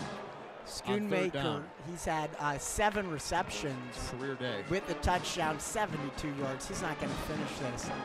He's had 8 targets, so he's only dropped 1 of them. I think that's a great idea if you choose to pass it, and I don't even think Michigan will opt to do so. But if they do choose to do so, look for the tight end who stepped up all game. I think what's big for Schoonmaker too, Adam, is the big tight end has 29 yards after catch. So he's getting into open space, and maybe that also has something to do with the offensive play calling that Michigan's had here today. Most certainly. Michigan looking to close out their homestand with 4-0 record. They have 2 games on the road before returning for the Maize Out. Got a tough stretch. That'll be fun. They got 2 on the road in 2 very historic venues. And then they come back for Maize Out against Penn State, have a bye week. Then they got the game on Halloween weekend against Michigan State. That's the game for you now? Not the game. It's one of the 2 games, but got that one circled on my calendar. Media timeout's got 5 seconds left. Big play for the Maize and Blue right here. 3rd down, 4 yards to go. Ball placed at the left hash, 47-yard line inside Maryland territory. J.J. McCarthy, the quarterback, wearing number 9 from the shotgun. Heavy pistol set. Bredesen in the up back. Handoff Corum. Looking for a crease outside left end. To the 40, 35-30. Corum down the sideline. No one's going to touch him. That's a Michigan touchdown. Pack the bags and send Maryland home. Going to be a long trip back to College Park, as Maryland stayed in it for most of the game. But after that interception and then that huge seam from Corum, this game's all but over. 47 yards. Blake Corum to the house, his 2nd score of the day. 30 attempts, 243 yards. They're And going 2 for scores. 2. It look, Michigan oh no, will they're going to kick. Kick the extra point. I thought because they're up 14 now, it would make sense if you wanted to try. Honestly, at this point, don't want to rub it in too much, but this all but seals the game. Moody's kick up, and it is good. Michigan 34, Maryland 19, a 15-point edge. And I hope I didn't jinx it too much, but a 47-yard score for Blake Corum might just do it between Michigan and Maryland. Wow, what a good day for Blake Corum again, Adam. He's been so good for Michigan this year. So Corum already with 2 touchdowns, and both of them were huge, huge plays. Has a long 47, which was that last drive. That is what will separate him between a good running back and an elite one. To find the seam and just keep on running down the sideline until he reaches the blue in the end zone. 243 rushing yards on the day for Michigan. And to put that into perspective, the Wolverines have 245 total rushing yards. If you're interested in the statistic, 347 is the all-time high for a Michigan running back, Ron Johnson, back in 1967. Moody's got it lined up, boots it through the north end zone, and Ty Felton will have to watch it fly over his head. 3:31 to play from the Big House. Michigan leads it by 15, 34-19 over the visiting Maryland Terrapins. And right now, Michigan defense just prevents. You know, Maryland's going to be grasping at these big plays, at any chance just to get back in this. But stop the big plays, even if it comes at the expense of these medium dump-offs and these ground balls. Billy Edwards Jr. in the shotgun. He takes over for Talia Tungavailoa. Gets a shotgun snap. Pressure comes from his backside. Fakes the throw. Now keeps it to the 25 to the 30. Cuts up the field. Tackled by Mike Sainristil. Close to the first down marker. He needs about one more. Second down and a yard. Sainristil had a huge hit on there. Impressed to see him get up so quickly. Maryland goes quick. Edwards hands off Hemby. Got the first down, but he stood up there by Rod Moore, Junior Colson, and Mozzie Smith. Pickup of 2 yards on the play. First down, Maryland. Clock continues to move. Now just above 3 minutes. Edwards a snap. Here comes pressure. Fires right side. Got it complete. Deiches. That's about 4 yards on the play. Maryland will now line up from the right hash on second down and 6. I'm surprised Maryland is so conservative on these plays. You think if they have any chance of winning, they got to look deep. Edwards from the gun. Here comes Michigan pressure from his backside. Now flushed out to his right. He's brought down by Sainristil. Sacked by number 0, and the nickelback does it again. Timeout, Maryland on the far sideline.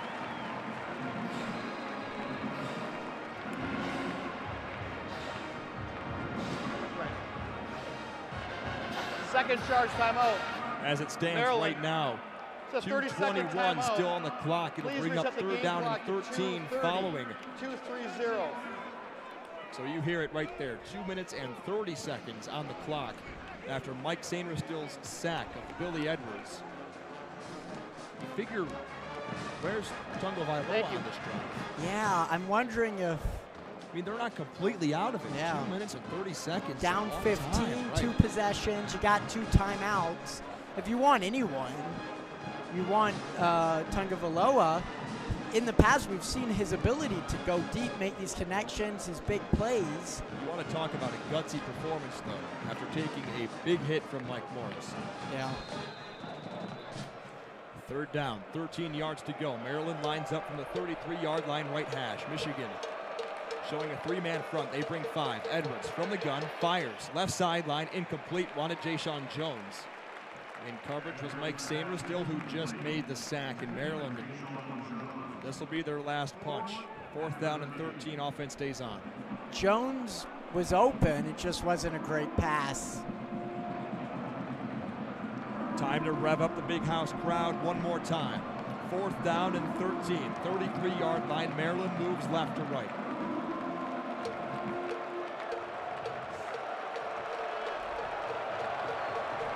Here comes the crowd.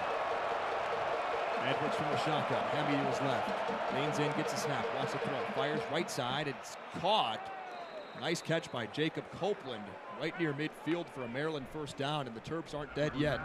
He does stay in bounds, however, so the clock will tick once the chains reset. Chains finally set. Edwards bobbles the snap, picks it back up, fires deep left sideline. DJ Turner's there, almost brought in by one hand. Ty Felton, the intended receiver. It was a good ball from Edwards, but Felton had overrun it by just a few steps. Second down and 10, 2:10 remaining in the ballgame. Michigan by 15. And that raises a question. He had an open man there, just wasn't a great pass. I think if Tungavailoa were in, he may have connected there. After the game, I'll be really curious if there's any reason listed for the quarterback for this final drive. 2 receivers split out to the left, 1 close to the right. Hemby is the running back in the shotgun formation, and Maryland for the first time today is going to be penalized. Ball start. offense number 74. 5-yard penalty. Second out. Just the first penalty for what's been this season an undisciplined Maryland team.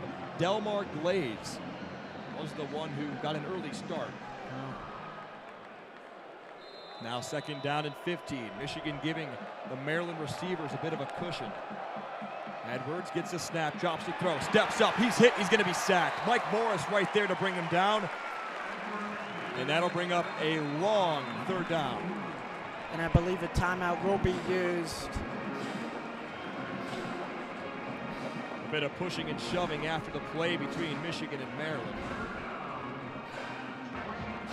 Third and final. Charge timeout, Maryland. 30-second timeout. It was the right tackle, Glaze, and Yabioki starting to duke it out a little bit. So we're within the range without a timeout, and within 2 minutes, if Michigan does get the ball back for any chance, they could just knee it out. They don't even need any yardage. Michigan fans finally relieved and finally content that this game is in the bag, headed for the exits, hoping to get an early start on the way home. Going to be a long couple weeks till Michigan comes back in the big house. Curious to see how filled up that will be, because it is fall break weekend. You It'll be usually see, packed. yeah, you usually see Michigan schedule their bye for fall break. Not this year. They made Both Michigan and Michigan State have a bye on the same week before that Halloween weekend matchup between the in-state rivals. Yeah, I know a lot of students are headed out of town. I'm sure it'll still be a full house for the Maze I mean, Out. talk about back-to-back cool atmospheres for Penn State. They play the Maze Out here, then they go back to Happy Valley to play the Whiteout. Yeah. Here we go, third down, 21 yards to go for Billy Edwards Jr. in Maryland. All set up, 39-yard line right hash. Edwards gets a snap, drops the throw, steps up, out of the pocket, he'll tuck it and run. R.J. Moten in pursuit, now across the 50, inside Michigan territory to the 40, and he runs out of bounds near the 37. He had a lot of room to run, 1:51 to play. First down Maryland, now deep inside Michigan territory. The officials mark him out officially at the 38-yard line. Thought maybe he got a couple more, must have stepped out just prematurely. And it did stop the clock with him going out of bounds. That was a huge play that provides a little bit of life to this Terrapins offense. Edwards in the gun. Jones in motion from right to left, gets the snap. Hemby was his back. Steps up in the pocket, gets away, fires to a wide open man. That was the motion man, Jones. He's brought down just outside the Michigan 15. The stop was made by Mike Sainer still, and the Terps at him. They're not done yet. Not going down without a fight. Still down by 15. It's 2 possessions. Edwards a snap. Fires to the right side. It's incomplete. Wanted Jones. Threw it right to the goal line. Makari Page and R.J. Moten combined on the stop. So we got 1:32 remaining. Got to think if Maryland has any hope of winning this game, they got to get a touchdown here. A field goal isn't going to cut it. And then even if they end up kicking here, which I'd imagine they'd go for 2, but even if they kick, they're still in it within 1 possession. But they need the onside kick, and that is going to be huge for Maryland, even if they get a touchdown here. Edwards from the shotgun. He stands at his own Michigan 21-yard line. He'll fire out of the backfield. A couple of Michigan defenders in pursuit. Mike Sainer still hits the hip, knocks him down. Keeps them in bounds, right, too. That is huge. No timeouts left. That also brings up third down and 9. Michigan's defense will reduce the cushion just a little bit. Edwards from the gun, pressure coming from behind. His foot is hit. Derek Moore comes from behind and sacks him down. A loss of 3. Fourth down and 12. Maryland trying to get back to the line. Clock now under a minute to play from Ann Arbor. Fourth down, you can't spike it here. Clock is ticking. Just got to go deep. Edwards gets a shotgun snap. Dropping the throw. Pressure coming. Throws end zone. Touchdown, Maryland. C.J. Dupree's got it. There's a flag down. It's offsides on Michigan. Defense number 18. Penalties declined. Yabi Result of Oki. play, touchdown. 45 seconds to play. It's now 34-25, but Michigan's going to need that crowd one more time here, Adam. They're going to go for 2. That's the right move. That's what I would have done. Obviously, if they kick it and they'd very likely be successful, it would be an 8-point game within 1 possession still. But you want to win. You're not playing for OT right now. One more breath for Maryland. From the 2.5-yard line, Edwards in the shotgun. Timeout, Michigan. Jim Harbaugh raced down the near sideline. First timeout. Michigan. It's a 30-second timeout. Did not like what Michigan saw there on the offense. I'm fine with that. Even if there's just a hint at giving it up, you want to end it now. Still a long path ahead for Maryland. 45 seconds left, no timeouts. They're going to need to convert here. And then on the kick, they're going to have to get an onside recovery and then drive it potentially 60 yards down the field without any timeouts left. The Wolverines have certainly lost a couple of supportive voices, as many have hit the exits. Here from the Big House, Maryland still fighting. Yeah. It's 34-25, and they're going to need the Michigan crowd here. This is ball game. Yeah, I have to say props to Edwards scrambling on that 25-yard at 3rd and 25, saved the team. Michigan by 9, 2.5-yard line, 2-point conversion for Maryland. Edwards fires outside, got Jones to the edge. He's into the end zone. 2-point conversion successful. This game's not over yet. Michigan's got to recover the onside kick, and guess who is going to have one more say in this ball game? Chad Ryland, the kicker and transfer from Eastern Michigan in nearby Ypsilanti, will have a chance to give Maryland the football back in crunch time. 45 seconds to play, Michigan by 7. So down, it's still a 1-possession game. Michigan could all but ice this game if they just fall on it. One of the most unpredictable and difficult plays in all of American football. The onside kick. You look out there now, and these are, knock on wood, some of the more sure-handed guys Michigan has. They call it the hands team you want on the field. 2 baseball players, Joe Taylor, Joey Velasquez, Roman Wilson, Cornelius Johnson, Blake Corum, Mike Barrett, Caden Colasar, the special teams ace, Colston Loveland, Carter Selzer, Andrell Anthony, and Isaiah Gash. That's the Michigan 11. They play a 5-4 defense to the kick. Chad Ryland will kick it. Maryland bunched up, 6 to the left. Ryland boots it away. It goes back to Colston Loveland, and the freshman from Idaho just about put this one in the back pocket. That'll do it. Michigan gonna take a couple knees. 44 seconds left, so technically 2 knees to finish this one out. Michigan with a scare there late in the game, not coming easy, but they'll walk home with the victory, and Maryland will have a hard-fought but unsuccessful game here. What a good effort from Maryland. Great effort. Not going down without a fight. When it's 3rd and 25, many teams would have given up there. Staying on his feet is Edwards, forcing one final kick here. McCarthy from under center, joined by Blake Corum and Tavier Dunlap. Ronnie Bell is the deep back for Michigan. As the clock moves under 40 seconds, Michigan will have to do it one more time. The old victory formation for Michigan. Every fan's favorite formation, at least when your team's doing it. One more knee and Michigan will go in to this road trip 4-0.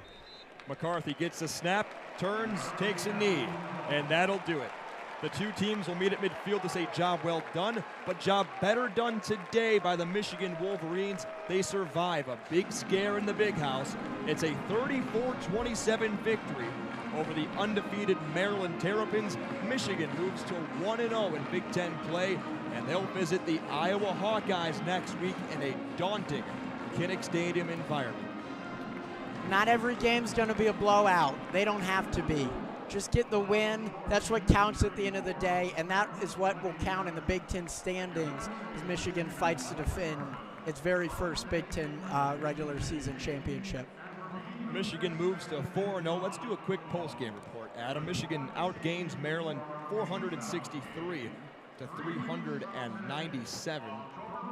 But Maryland, they looked good on that last drive. I want to talk about Billy Edwards Jr. taking over for the very talented quarterback, Talia Tungavailoa, and did a great job to get not 7, but 8 points when they needed it on that final drive.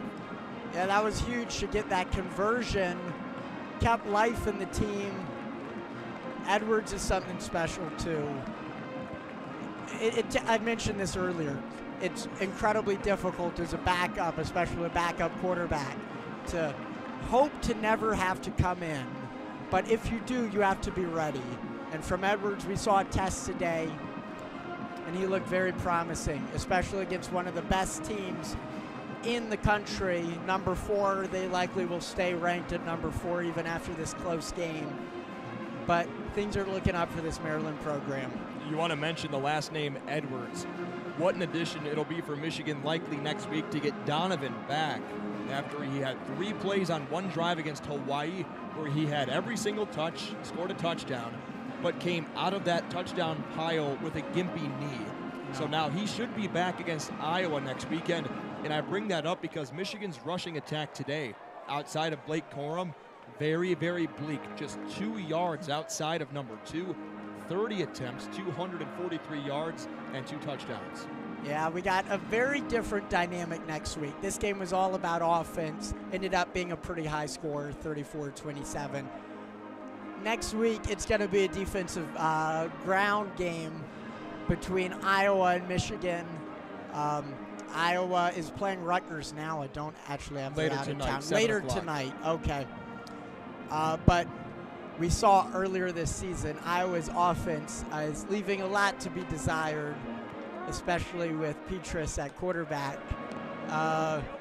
Michigan has a very different test coming a week from today in Iowa City than they had tonight or this afternoon. They've got to go against 11 players, and they've got to go against the extra factor of Kinnick Stadium, where Michigan has not been great in the past. Finally, the receiving game for Michigan. Luke Schoonmaker steps in big when Eric Gall was unable to go. Absolutely. Got the teams filing back to the locker rooms, fans exiting. You got to be pretty relieved if you came here for Parents' Weekend or homecoming to get this victory after how close it was, even trailing for the first time all season earlier in the first half. Final score from the Big House in Ann Arbor, 34-27, Michigan victorious. They move to 4-0 and will face Iowa next weekend from Iowa City at Kinnick Stadium. Signing off, my name's Zach Linfield from Adam Bressler to my right. Have a safe and fun afternoon, Ann Arbor. We'll talk to you next week from Kinnick Stadium for a noon kickoff.